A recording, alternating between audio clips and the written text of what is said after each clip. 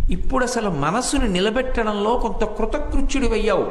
మొట్టమొదటే వెళ్ళి నిలబడు అంటే నిలబడిపోతే ఇంకేముందండి, మనసు మాట వినేస్తే అందరం తరించిపోయినట్టే.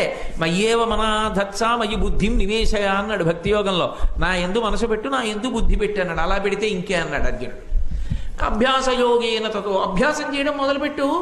అభ్యాసం చేయడం మొదలు పెడితే క్రమంగా వస్తుంది. గుళ్ళోకి వెళ్ళు, ప్రదక్షిణం చేయి, ఉపన్యాసం విను, ఇంటికి వెళ్ళి పుస్తకం చదువు. ఒక మాట ఆయన చెప్తే 10 మాటలు నువ్వు చదువుకో.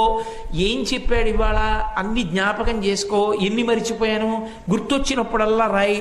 2 గంటల ప్రసంగం ఒక్కసారి గుర్తు చేసుకుంటే ఇన్ని మరిచిపోయానా అని మెల్లిగా చేస్తే 2 గంటల ప్రసంగంలో 5 నిమిషాల ప్రసంగం మరిచిపోకుండా గుర్తు తెచ్చుకోవడానికి కావలసినటువంటి శ్రద్ధతో అది నిలబడుతుంది. కాబట్టి ఈ తపస్సు శ్రద్ధ రెండింటినీ పక్క పక్కన నడిపించగలిగినటువంటి దక్షుడెవరో ఆయన గురువు. ఆయన బడలిక పొందనివ్వడు మనస్సుని. నేనన్న మాటలు కొంచెం గంభీరమైన విషయమండి, మీరు జాగ్రత్తగా పట్టుకోవాలి. మనసు బడలిపోనివ్వడు. గురువు యొక్క పరిస్థితి ఎప్పుడూ ఎలా ఉంటుందంటే, మనసుని బడలనిచ్చాడు అనుకోండి, ఆయన గురువు కాలేడు. కాబట్టి గురువు యొక్క సమర్థత గురించి నేను మాట్లాడినప్పుడు తప్పు. అసలు గురువుల యొక్క సమర్థత గురించి నేను విచారణ చేయకూడదు. గురువు సమర్థుడు అనే నేను మాట్లాడవలసి ఉంటుంది. గురువు ఏం చేస్తాడు అంటే మనసు బడలిపోకుండా చేస్తాడు. అందుకే రామకృష్ణ పరమహంస నాకు ఆ శబ్దం మీద గడితోందంటే శబ్దం మీదే ధ్యానం చెయ్యి అన్నారు. గురువుగారు నేను ఇది చేయలేకపోతున్నానండి, ఇక్కడ వరకే చేస్తున్నాను. శబాష్, చాలా మంచిదో, అక్కడ వరకు చేసావా, అలా చెయ్యి, 4 రోజులు చెయ్యి, చేసిన దగ్గరికి రా. పునశ్చోత్తమ సంత్వవాది అని పేరు గురువుకు. అందుకే గురువు ఎప్పుడు భగవంతుడి గురించి మాట్లాడినా నీ మోహం నీకేం అందుతాడు భగవంతుడు, నీ వల్ల అయ్యే పని అది. మహాత్ములకి కుదరలేదు, చదువుకున్న వాళ్ళకి కుదరలేదు, నువ్వేం చేస్తావు అని అనకూడదు. గురువు ఎప్పుడు ఏం చెప్తాడంటే పునశ్చోత్తమ సంత్వవాది. ఎంత తేలికో ఈశ్వరుణ్ణి అందుకోవడం. ఎక్కడున్నాడు అనుకుంటున్నావు? నీలోనే ఉన్నాడు. మిగిలిన వాళ్ళు దూరంగా ఉన్నారు, ఈశ్వరుడు దూరంగా లేడు, నీకు బహుదగ్గరిగా ఉన్నాడు. ఆయన పరమప్రసన్నుడు, ఇట్టే లొంగిపోతాడు ఆయన. అశుతోషుడు అని పరమశివుడికి ఒక పేరు. అశుతోషుడు అంటే చాలా చిన్నది బుచ్చుకొని లొంగిపోయేటటువంటి లక్షణం ఉన్నవాడు అని భక్తికి తిన్నడి కథ అవి చెప్తూ ఆ శిష్యుడు ఎంత అందంగా భగవంతుణ్ణి అందుకోగలడో అతని యందు బుద్ధిని బాగా ఊంచుకునేటట్టు చేస్తాడు. ఆ ఊంచుకునేటట్టు చెయ్యగలిగిన సమర్థత ఎవరికి ఉన్నదో ఆయనని గురువు అని పిలుస్తారు. కాబట్టి శ్రద్ధ తపస్సు రెండిటిని పక్క పక్కనే నడిచేటట్టుగా, రెండిటి యందు ఘర్షణ కానీ వైక్లభ్యం కానీ వచ్చి అబ్బో మన వల్ల ఎక్కడవుతుందండి, మనం నిలబెట్టలేకపోతున్నాం మనస్సు అని బడలిపోయి సాధకుడు విసుగెత్తిపోయి ఇక భగవంతుడి వైపుకి వెళ్ళడం మానేసేటట్టుగా చెయ్యడు. చాలా సంతోషం, నీకు తెలియ, చాలా విషయాలు తెలుసు నీకు అంటాడు. మీకు నేను ఒక మాట చెప్పాలంటే, పరమాచార్య స్వామి వారి దగ్గరికి ఎవరైనా వెళ్ళి నా మనసు నిలబట్టలేదు అంటే ఆయన ఒక మాట అంటుండేవారు, నీ మనసు నిలబట్టలేదని నీకు అర్థమైంది అంటే నువ్వు మొదటి విజయం సాధించావు. అసలు ఇన్నాళ్ళు నీ మనసు నిలబట్టలేదని నీకు తెలియదు, నీ మనసు నిలబట్టలేదని నువ్వు తెలుసుకున్నావు ఇవాళ అంటే మొదటి విజయం సాధించావా లేదా? కాబట్టి మరి బెంగపెట్టుకుంటావేమో. ఇప్పుడు అది ఇటు వెళ్ళిపోతుందో కనిపెట్టు, ఎక్కడికి తీసుకురావాలో ప్రయత్నం చెయ్యి, అదే సాధన. మొదటి విజయం వచ్చేసింది నీకు, కాబట్టి ఇంకే గట్టున పడిపోయావుగా, ప్రారంభం చెయ్యి అనేవారు మహాస్వామి. అంటే అది ఒక గురువు మాట్లాడేటటువంటి విధానం.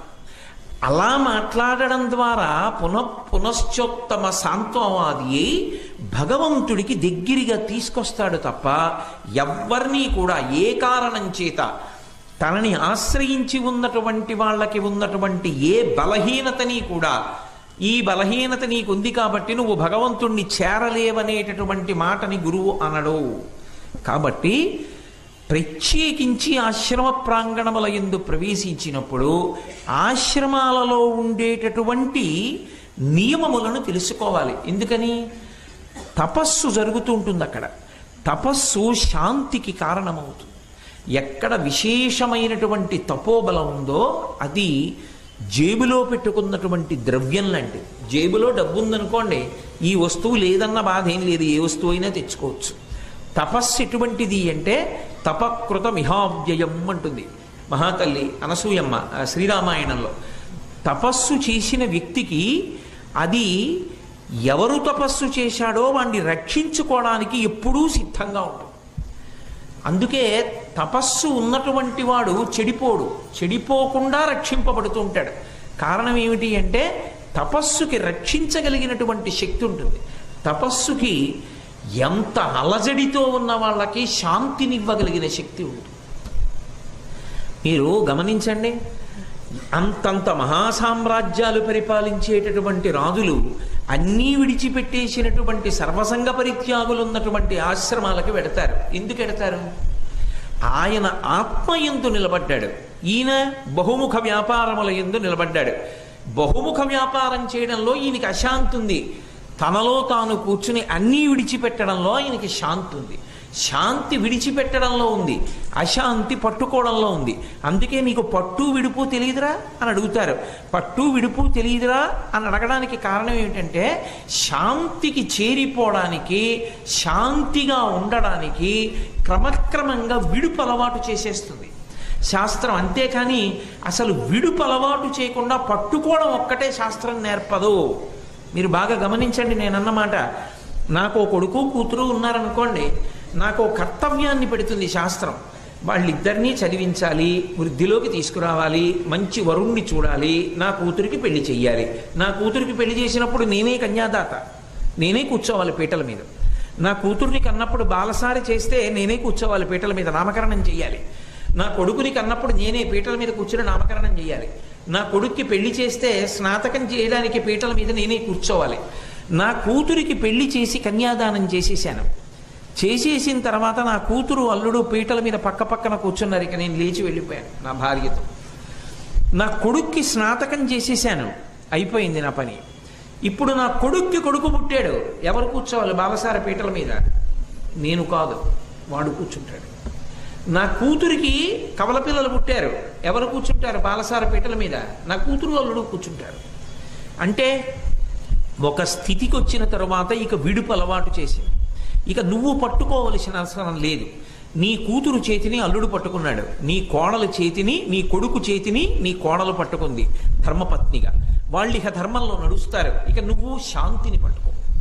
శాంతిని పట్టుకోవడానికి ఇన్నాళ్ళు పట్టుకున్న వాటిని లోపల విడిచిపెట్టు.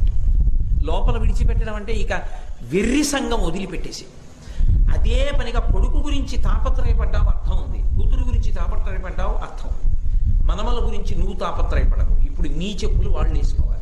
నువ్వు ఎలా నీ కూతురుని చదివించాలనుకున్నావో, పెళ్లి చెయ్యాలనుకున్నావో, నీ మర్యాద లోకంలో అవసరం అవుతుందో ఒక అల్లుడు వచ్చేటప్పుడని సమాజంలో కీర్తి తెచ్చుకోవడానికి నువ్వెలా ప్రవర్తించావో నిన్ను చూసి నీ అల్లుడు నేర్చుకోవాలి, నిన్ను చూసి నీ కొడుకు నేర్చుకోవాలి. అంతే, అంతవరకే. ఇంకిప్పుడు నువ్వు ఈశ్వరుణ్ణి పట్టుకోవాలి. ఎందుకంటే అయిపోతుంది, సమయం అయిపోతుంది. నాకు ఒక్కొక్కసారి ఆ పుట్టినరోజు నాడే ఎక్కువ ఉలిక్కి పడుతుంటా. అమ్మో 53 ఏళ్ళు దాటిపోయి ఇంకెంతకాలం ఉంటాను? మహా ఉంటే ఇంకొక 10 ఏళ్ళో 12 ఏళ్ళో ఉంటానేమో. జరిగిన కాలంతో చూస్తే దీనికి 3 రెట్ల కాలం అయిపోయింది. అయిపోయిన 3 రెట్ల కాలంలో చూస్తే నేను ఎన్ని చదివాను, ఏం చేశాను, నేను చేసింది ఏముంది, కాబట్టి ఇప్పుడు నేను ఎంత జాగ్రత్తగా చక్కపెట్టుకోవలసిన అవసరం ఉంది, అన్నిటికన్నా నేను ఉంచుకోవలసింది ఏదైనా ఉంటే ఇంకా ఇప్పుడు ఇదే. దీనికన్నా ఇతర విషయాలు నాకు ప్రధానం కావనుకుంటుంటాను ఒక్కొక్కసారి. అంటే నా గొప్పకి నేను ఏదో చెప్పానని మీరు అనుకోకండి. భ్రాంతి అంటే అలా అనుకుని మళ్ళీ మాయలో పడిపోతున్నాను కదూ, అది. కానీ పట్టు విడుపు నేర్పుతుంది శాస్త్రం. కారణం శాంతికి దగ్గర కావాలి అని చెప్తుంది. ఎవరైనా సరే చిట్ట చివరికి ఏది కావాలి అంటే శాంతి, శాంతి, శాంతి. అది ఎంత శాంతిగా ఉండాలి అంటే చాలు. ఈశ్వరుడి శరీరంలో ఇంతకాలం ఉంచాడు. ఇంతకాలం ఉంచినందుకు పరమేశ్వరుడి అనుగ్రహం చేత నేను దుర్వినియోగం చేసుకోలేదు. దీన్ని వాడుకోగలిగినంత వాడుకున్నాను. పడిపోవడం దాని ధర్మం, అది పడిపోతోంది అని ఈశ్వరుడి యందు దృష్టి పెట్టి ఇది పడిపోతుంటే సాక్షిగా చూడడం అలవాటైపోయి ఉండాలి అని. అందుకే శాస్త్రంలో మృత్యువు గురించి ఒక మాట ఉంది, ఒక చిత్రమైన మాట.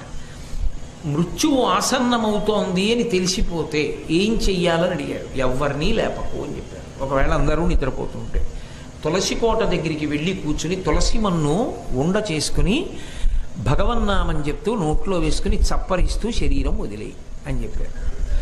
తప్ప అల్లరి చేయి, ఎందుకంటే అల్లరి చేస్తే ఉంటావని నమ్మకం లేదు. మనసుని శాంతిగా నిలబెట్టడం అలవాటు చేసుకో. ఉద్వేగముల నుండి దూరంగా ఉండు. ఇది సాధన చేత వస్తుంది తప్ప అకస్మాత్తుగా వచ్చేది కాదు. ఈ సాధనా క్రమంలో ఘర్షణ ఏ రెండింటి మధ్య ఉంటుందో దాన్ని నియంత్రించేవాడు గురువు. అందుకే గురువు ఉన్నటువంటి ప్రాంతాలు శాంతికి పర్యాయ పదాలై ఉంటాయి. ఆ శాంతికి పర్యాయ పదాలై ఉంటాయి కాబట్టే మీరు ఒక చమత్కారం చూడండి. లోకంలో అన్నీ మనసులో వదిలిపెట్టి లోపల భగవంతుణ్ణి పట్టుకున్నవాడు శాంతిగా ఉంటాడు. వాడు ఉన్న చోట కూడా శాంతి యొక్క తరంగాలు ఉంటాయి. అందుకే ఒక్కొక్క వ్యక్తి బతికున్నంత కాలం ఆ ఇంటి ముందు జనం, ఆ ఇంటికి వెళ్ళే జనాన్ని ఎవరు ఆపలేరు. ఆయన వెళ్ళిపోనివ్వండి, ఆ ఇంటికి వెళ్ళే మనిషి మీకు కనపడ్డారు. ఎందుకంటే ఆయన శాంతి తరంగములు ఆకర్షిస్తాయి. తపోభూములకు ఎందుకు వెళ్ళారంటే కేవలముగా అక్కడ ఉండేటటువంటి తపశ్శక్తి సంపన్నులైనటువంటి వారి యొక్క శాంతి తరంగములు వ్యాపించి ఉండేవి. ఎంత వ్యాపించి ఉండేవంటే యుగాలు మారిపోయినా వ్యాపించే. ఎక్కడో త్రేతాయుగంలో తపస్సు చేశాడు ఋష్యశృంగుడు. కలియుగంలో శంకర భగవత్పాదులు వెడుతుంటే ఆయన తపస్సుకి పుట్టుకతో వైరం ఉన్న 2 ప్రాణులు పాము కప్ప వైరం మరిచిపోయాయి. ఆ తరంగములు అలా ఉంటాయి. అంత ప్రశాంతత ఉంటుంది. అందుకే ఇప్పటికీ శృంగగిరి పీఠానికి ఆధిపత్యం వహించేటటువంటి పీఠాధిపతులందరూ అంతటి తపశ్శక్తి సంపన్నులై ఉంటారు. ఆ భూమికి ఉన్న లక్షణం అది, అంత తపోభూమి. అందుకే మీకు ఎక్కడైనా వానలు పడకపోవచ్చేమో, శృంగేరిలో ఎప్పుడూ వర్షం పడుతూనే ఉంటుంది.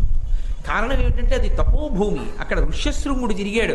ఆ తర్వాత చంద్రశేఖర భారతి వంటి మహాపురుషులు ఎందరో తిరిగారు. ఒకరా ఇద్దరా? ఉగ్ర నరసింహ భారతీ స్వామి, సచ్చిదానంద శివాభినవ నరసింహ భారతీ స్వామి, ఇటువంటి మహాపురుషులు ఇంతమంది ఎక్కడ తొక్కి తిరిగి తపస్సు చేశారో ఆ ప్రాంగణానికి ఒక గొప్ప శక్తి ఆవహించి ఉంటుంది.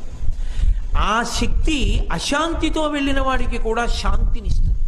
భగవాన్ రమణులు శరీరంతో ఉన్న కాలంలో వారు సోఫాలో కూర్చుని ఉంటే పరమోన్మాదాన్ని పొంది, ఎప్పుడూ మత్తు పదార్థం ఇస్తే తప్ప అసలు ప్రశాంతంగా ఉండని వ్యక్తిని అటువంటి మత్తు పదార్థాన్ని శరీరంలోకి ఎక్కించకుండా వాహనంలో తీసుకెళ్లి దింపితే ఇంచుమించు అతన్ని తాళ్లతో కట్టి దింపాలి. అంత ఉన్మాదంలో ఉండేవాడు. ఆ వ్యక్తిని తీసుకెళ్లి రమణుల దగ్గరికి తీసుకెళ్లారు. రమణులు సోఫాలో ఇలా కూర్చుని ఉన్నారు. వస్తున్న వ్యక్తి వంక ఇలా చూశారు. ఊగిపోతూ దిగినవాడు ఆయన్ని చూడగానే ఆవు దూడలా శాంతి పొందాడు. పొంది ఆయన దగ్గరికి వెళ్ళి ఎదురుగుండా అలా ప్రశాంతంగా ఉన్నాడు. ప్రశాంతంగా ఉన్నవాడిని తీసుకెళ్ళి మళ్ళీ వాహనం ఎక్కించారు. కొంత దూరం వెళ్ళిపోయే వరకు కూడా బాగున్నాడు. కొంతసేపు అయిపోయిన తర్వాత మళ్ళీ ఉన్మాదం ఆవహించింది. అంటే ఆ తపస్సు యొక్క తరంగములు అలా ఉంటాయి. అందుకే బయట ఏ రంగు బట్టలు వేసుకున్నామన్న దాని చేత ఉండదు, లోపల ఎంతగా అసలు ప్రశాంతంగా ఉండడం అలవాటు చేసుకున్నామన్న దాన్ని బట్టి ఆ భూమి తపోభూమి అవుతుంది. అందుకని ఆ తపోభూమి యందు విరుద్ధ చర్యలు చేయకూడదు, అది పాడు చేసే పనులు చేయకూడదు. అందుకని దాన్ని పాడు చెయ్యకుండా అక్కడ ఆశ్రమ ప్రాంగణంలో మనం ఎలా ప్రవర్తించాలో నేర్పేటటువంటి గురువుని వాచక గురువు అంటారు. 3వ గురువు ఒక ఆయన ఉంటాడు. ఆయన ఈ 2 గురువుల కన్నా గొప్పవాడు. అథవా సాధారణంగా జీవితంలో ఆయనే అగ్రస్థానంలో ఉంటాడు. బోధక గురువు అంటారు. బోధక గురువు అంటే మంత్రాన్ని ఉపదేశం చేసినటువంటి గురువు. మంత్రాన్ని ఉపదేశం చేసిన గురువు ఎవరుంటారో ఆయనే గురుస్థానమునందు ప్రధానముగా నిలబడి ఉంటాడు. మననాత్ త్రాయితే ఇతి మంత్రః. పెద్దలు ఋషులు ద్రష్టలు అన్న మంత్రద్రష్టలు అన్న మాటని కొంచెం జాగ్రత్తగా అర్థం చేసుకోవాలి. మంత్రద్రష్ట అన్న మాటకు అర్థం ఏంటంటే, మన ఇంట్లో ఒక రేడియో సెట్ పెట్టుకున్నాం అనుకోండి, పెట్టుకుంటే దానికి ఒక ఏరియల్ ఉంటుంది. అది ఆకాశంలో వెళ్ళిపోతున్నటువంటి తరంగాల్ని ఎక్కడో ఆకాశవాణి విశాఖపట్నం కేంద్రంలో ప్రసారం చేసినప్పుడు వాతావరణంలో వెళ్ళిపోతున్నటువంటి శబ్ద తరంగాల్ని అది పుచ్చుకొని లోపలికి పంపిస్తే దాన్ని శబ్ద తరంగాలుగా మార్చి మళ్ళీ మనకి వినపడేటట్టుగా ఆ గదిలో అది ప్రసారం చేస్తుంది. ఎక్కడో ఆకాశవాణి విశాఖపట్నం కేంద్రం ప్రసారం చేసినటువంటి శబ్ద తరంగాలు ఇలా కూర్చుంటే వినపడవు, పక్కన రేడియో సెట్ ఉంటే వినపడుతుంది. అలాగే పరమేశ్వరుడు వేదపురుషుడై చెప్తున్నటువంటి మంత్రాలు అపారమైనటువంటి తపస్సమాధిలో ఉన్నటువంటి ఋషులకు వినపడ్డాయి. నువ్వు తయారు చేసుకున్న రేడియో సెట్కే శక్తి ఉంటే ఋషికి ఉండదని నువ్వు ఎందుకు అనుకుంటున్నావు? కాబట్టి ఋషికి ఉంటుంది. ఋషి దాన్ని వింటాడు, చూస్తాడు ఆ దేవతా స్వరూపాన్ని. అందుకని ఋషులు మంత్రద్రష్టాలు. అందుకే ఋషికి ప్రత్యేకంగా ఋషికి తర్పణ చేస్తారు. అటువంటి ఋషులు ఎవరున్నారో వాళ్ళు మంత్రద్రష్టలై మంత్రాన్ని ఇచ్చారు. ఆ మంత్రమునకు ఆ అధిదేవత కట్టుబడి ఉంటుంది. కట్టుబడి ఉండి స్వరంతో ఆ మంత్రం చేసినప్పుడు ఆ మంత్రాధిష్టాన దేవత యొక్క అనుగ్రహం లోపలికి ప్రవేశిస్తుంది. అది ఎలా ప్రవేశిస్తుంది అంటే, ఆ బీజాక్షరాన్ని ఎంత మౌనంగా జపిస్తే, ఎంత దృష్టి పెట్టి జపిస్తే అది లోపల అంత విస్ఫోటన శక్తిని పొంది లోపల పట్టి ఉండి అది రక్షణ చేస్తుంది. ఎప్పుడు మననాత్ త్రాయతే అంటే రక్షించడం. రక్షించే శక్తిని పొంది ఉన్న బీజాక్షర సంపుటీకరణమును మంత్రంగా ఋషి విన్నాడు. అంతేగాని మంత్రాన్ని నేను కనిపెడతానండి, నేను కొత్తగా ఓ మంత్రం కనిపెట్టానండి అనకూడదు. ఇవాళ దారుణం ఎక్కడైపోయిందంటే లఘుగాయత్రుల విషయంలో. అసలు ప్రచోదయాత్ అని చెప్పేటటువంటి లఘుగాయత్రి మంత్రాలన్నీ వేదప్రోక్తాలు. ఇవాళ ఎవడి మానాన వాడు రాసేసుకుంటున్నాడు అంతే లఘుగాయత్రి. అవి వేదప్రోక్తములై ఉంటే ఋషులు ద్రష్టలై చూశారు. అంతేకాని నువ్వు సొంతంగా రచనలు చేసేసుకోకూడదు. మంత్రాలు రచన చేసేవి కావు. మంత్రాలు వేదాంతర్గతమై ఋషుల చేత దర్శనము చేయబడినవి. అటువంటి మంత్రాన్ని ఏ గురువు ఇచ్చాడో సంప్రదాయము అని ఒకటి ఉంటుంది.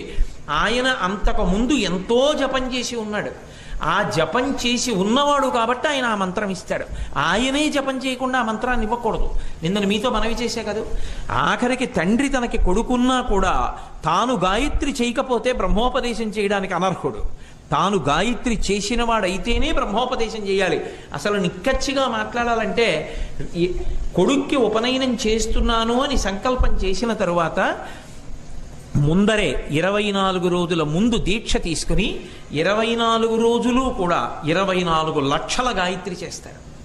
24 లక్షల గాయత్రి చేసి అప్పుడు కొడుక్కి ఉపనయనంలో బ్రహ్మోపదేశం చేయాలి, గాయత్రి మంత్రాన్ని ఉపదేశం చేయాలి.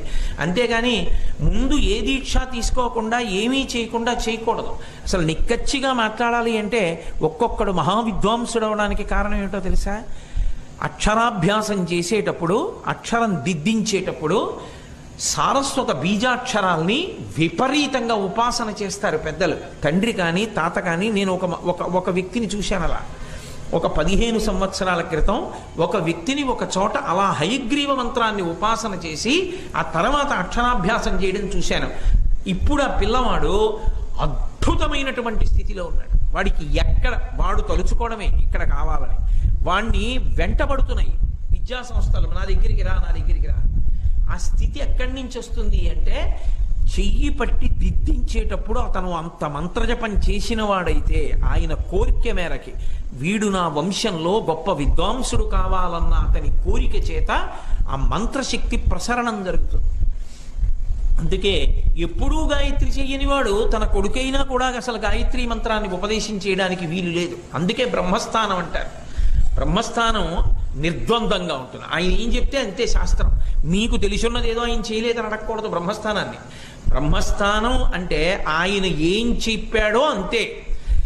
బ్రహ్మస్థానంలో కూర్చోమ్మని మీరు అడిగారు అనుకోండి ఉపనయనం చేయమని, మీరు సంధ్యావందనం చేస్తారా, మీరు గాయత్రి మంత్రం చేస్తారా, మీరు ఎన్నేళ్ల నుంచి చేస్తున్నారు, మీకు ఉపనయనం అయినప్పటి నుంచి చేశారా అని అడిగి, నేను ఎప్పుడు గాయత్రి చేయలేదండి, నాకు సంధ్యావందనం తెలియదండి, మా అబ్బాయికి ఉపనయనం చేస్తున్నానంటే, మీరు ఎవరైనా పెద్దలు గాయత్రి మంత్రం చేసే వాళ్ళని తెచ్చుకోండి, ఉపనయనం చేయిస్తాను. లేకపోతే నేను చేయించనన్నాడు అనుకోండి, ఆయన బ్రహ్మ.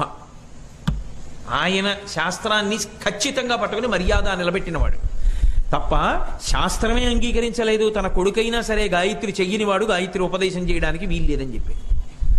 కాబట్టి మననాత్ త్రాయతే ఇది మంత్ర. మంత్రాన్ని ఉపదేశం చేసి రక్షణ చేసేవాడెవరో ఆయన బోధక గురువు. ఇప్పుడు ఆ బోధక గురువు కూడా లేచెవరికి నమస్కారం చేస్తాడు అంటే, సంప్రదాయంలో అయితే పరమ గురువు పరమేష్టి గురువు అని ఉంటారు. ఇప్పుడు రేపు మీ అందరూ కూడా మా గురువు గారికి ఎందుకు నమస్కారం చేయడానికి సిద్ధపడుతున్నారు?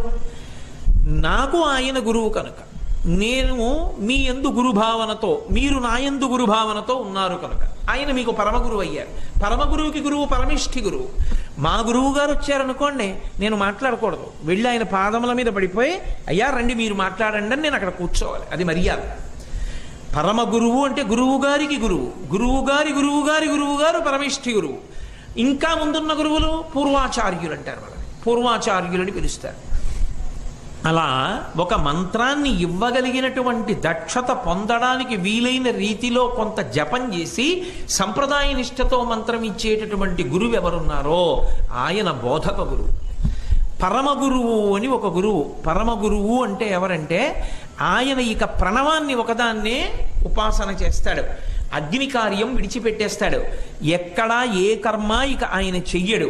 ఆయన తాను ఆత్మ అని తన తపశ్శక్తి చేత తెలుసుకుని తనలో తాను రమిస్తూ ఉంటాడు.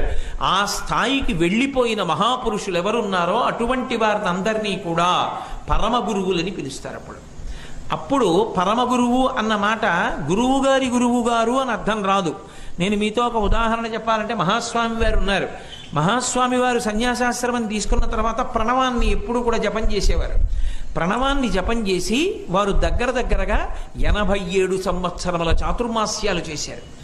ఆయన ఎప్పుడూ అగ్ని ముట్టుకోలేదు, ఆయన యజ్ఞయాగాది క్రతువులు చేయలేదు, ఆయనకి ఇతరమైనటువంటి విషయములతో సంబంధం లేదు, ఎప్పుడూ బ్రహ్మమునందు రమిస్తూ ఉండడమే.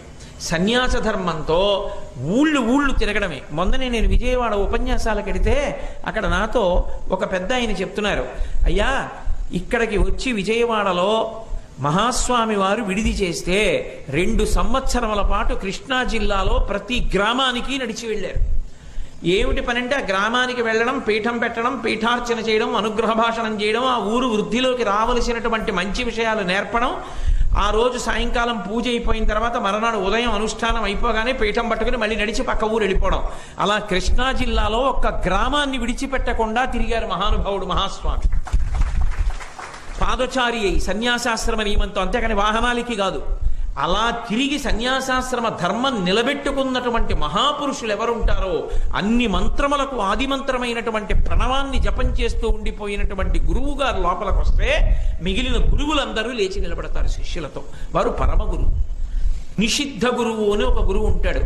ఆయన గురువే కానీ నిషిద్ధ గురువు. ఆయన దగ్గరికి వెళ్ళవద్దు, నేర్చుకోవద్దు అని. అంటే పూజలోనే కొన్ని చాలా వక్రించినటువంటి విధానాలు ఉంటాయి. ఉత్తరక్షణ ప్రయోజనాల కోసమని ఉగ్రమైనటువంటి అర్చనలు కొన్ని చేస్తూ ఉంటారు. అటువంటి పూజలు, అటువంటి విధానాల జోలికి వెళ్ళకూడదు. అలా చేసేవాళ్ళు, అలా నేర్పేవాళ్ళు ఎవరుంటారో వాళ్ళ నిషిద్ధ గురువులు అంటారు. వాళ్ళ దగ్గరికి వెళ్ళవద్దు, నేర్చుకోవద్దు అని చెప్పడం. గురువు కాకపోవడం, ఒక విధానాన్ని నేర్చుకున్నాడు కానీ నిషిద్ధ గురువు, ఆశ్రయించవద్దు, నేర్చుకోవద్దు అని.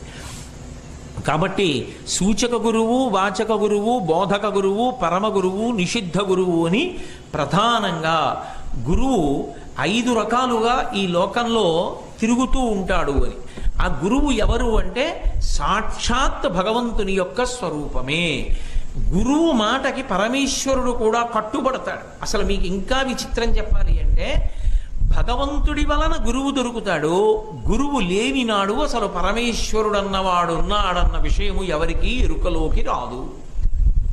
గురువు లేడనుకోండి, అసలు భగవంతుడు ఒకడు ఉన్నాడని చెప్పడానికి ఆధారం ఉండదు. ఎందుకు ఉండదు అంటే భగవంతుడు కళ్ళ ఎదుట కనపడుతూ మనలా తిరుగుతూ కనపడే మనిషి కాడు. మన మాంసనేత్రములకు దొరకనివాడైనప్పటికీ ఆయన లోపలే ఉన్నటువంటి వాణ్ణి చూడడానికి ఎలా సాధన చెయ్యాలో, ఎలా లోపలికి వెళ్ళాలో నేర్పగలిగినటువంటి దక్షత గురువుకుంటుంది. అందుకే అసలు గురువుగా ఎవరొచ్చారు ఈ లోకంలోకి అంటే పరమేశ్వరుడే గురువుగా వచ్చి మళ్ళీ పరమేశ్వరుడే మనకు అందించాడు. మీరు అందుకే సనాతన ధర్మంలో విచిత్రం చూడండి, పరమేశ్వరుడు గురించి చెప్పడానికి ప్రత్యేకంగా గురువుగారు ఉండడం, అసలు గురువుగారిగా పరమేశ్వరుడు ఎప్పుడూ లేకపోవడం అన్న సిద్ధాంతం ఉండదు. గురు రూపంలో ఎవరుంటారు అంటే పరమేశ్వరుడే ఉంటాడు. గురు తమోధామ సత్య సత్య పరక్రమ అని విష్ణు సహస్రనామ స్తోత్రంలో లేదు? విష్ణువు గురువు, మహానుభావుడు. అద్వైత సంప్రదాయంలో నారాయణం పద్మభువం వశిష్టం శక్తించ తత్పుత్ర పరాచరంచ వ్యాసం శుకం గౌడపాదం మహాంతం అని ఆ గురువుల యొక్క పరంపర చెప్తున్నాం కదా. మొట్టమొదటి వాడు నారాయణుడు. లేదా సదాశివ సమారంభ శంకరాచార్య మధ్యమాం అస్మదాచార్య పర్యంతాం వందే గురు పరంపరాం అన్నప్పుడు మౌన వ్యాఖ్య చేత దక్షిణామూర్తిగా పరమశివుడు గురుస్వరూపం. ఇంకా విచిత్రం ఏంటంటే పరదేవత అమ్మవారు దేశికులలో దేశికురాలు. నేను నిన్ననే మీతో మనవి చేశా, అమ్మవారు చాలా గొప్ప గురుస్వరూపం. ఆమె మీనాక్షిగా, కామాక్షిగా, విశాలాక్షిగా ఆమె గురువుగా నిలబడి అందుకే ఆవిడ గురుమండల రూపిణి. ఆవిడే గురువుగా ఉండి పరమేశ్వరుడి దగ్గరికి చేరుస్తుంది. కాబట్టి ఆ తల్లి గురుస్వరూపిణి. శ్రీకృష్ణ భగవానుడు గురువు, జగదాచార్యుడు, భగవద్గీతని లోకానికి అందజేశాడు. దత్తాత్రేయ స్వామి వారు జగద్గురువుల్లో కల్లా అగ్రగణ్యమైన స్థాయిని పొందినటువంటి జగద్గురువు.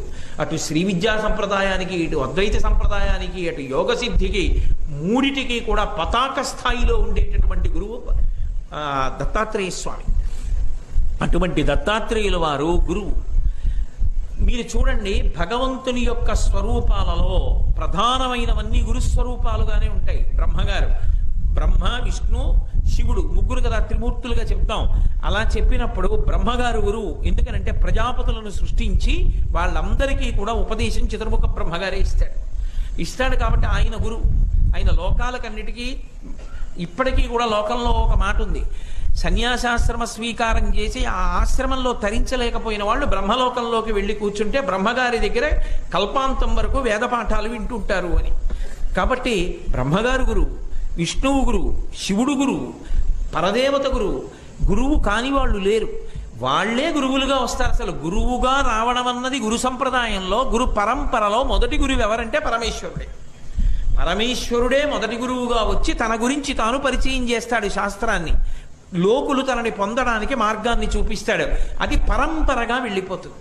ఎక్కడో పర్వతం మీద పడినటువంటి వర్షం నదిగా మారి ఆ నది ప్రవహించి ప్రవహించి ప్రవహించి వచ్చి కాలవగా మారి కాలవగా ప్రవహించి ఊరు పక్కకు వచ్చి ఆ ఊరు పక్కన ఉన్నటువంటి కాలవలో స్నానం చేసి నీళ్లు తెచ్చుకుని తాగి మనం అన్నం వండుకున్నట్టు, ఎక్కడో కొండ మీద పడినటువంటి నీరు చిట్ట చివర మన ఇంట్లోకి చేరుకుని మనం జీవితాన్ని నిలబెట్టుకోవడానికి కారణమైనట్టు, మొట్టమొదటి గురువు గారి నోటి వెంట వచ్చినటువంటి మాటల్ని అలా పూర్వాచార్యులు పట్టుకుని గురువు తర్వాత గురువు, గురువు తర్వాత గురువు, గురువు తర్వాత గురువు, గురువు తర్వాత గురువుగా ముత్తాత, తాత, తండ్రి, కొడుకు ఎలా పరంపర వంశం వస్తుంటుందో అలాగే గురువులు కూడా అలా పరంపరాగతంగా వెడుతూనే ఉంటారు. అందుకే గురు సంప్రదాయమునందు ఉండేటటువంటి చమత్కారం ఏమిటంటే, గురువు సాధన చేత భగవంతుణ్ణి అందించడం కాదు. ఒక్కొక్క స్థాయిలో గురువు ఎంత తీవ్ర స్థాయికి పెడతాడంటే ఈశ్వరుణ్ణి ఆదేశిస్తాడు, నువ్వు ఓసారి వెళ్ళి ఆయనకి కనపడరా అంటాడు. అంటే తన యందు అంత భక్తి చిత్తం ఉన్నటువంటి ఆ గురువు యొక్క మాటకి ఈశ్వరుడు వశుడై పెడతాడు. మీరన్న మాటకి సాక్ష్యం ఏమైనా ఉందా అంటారేమో. సోమాసిమారన్ నాయనార్ అని పెరియ పురాణంలో 63 మంది నాయనార్లలో ఆయన ఒకరు.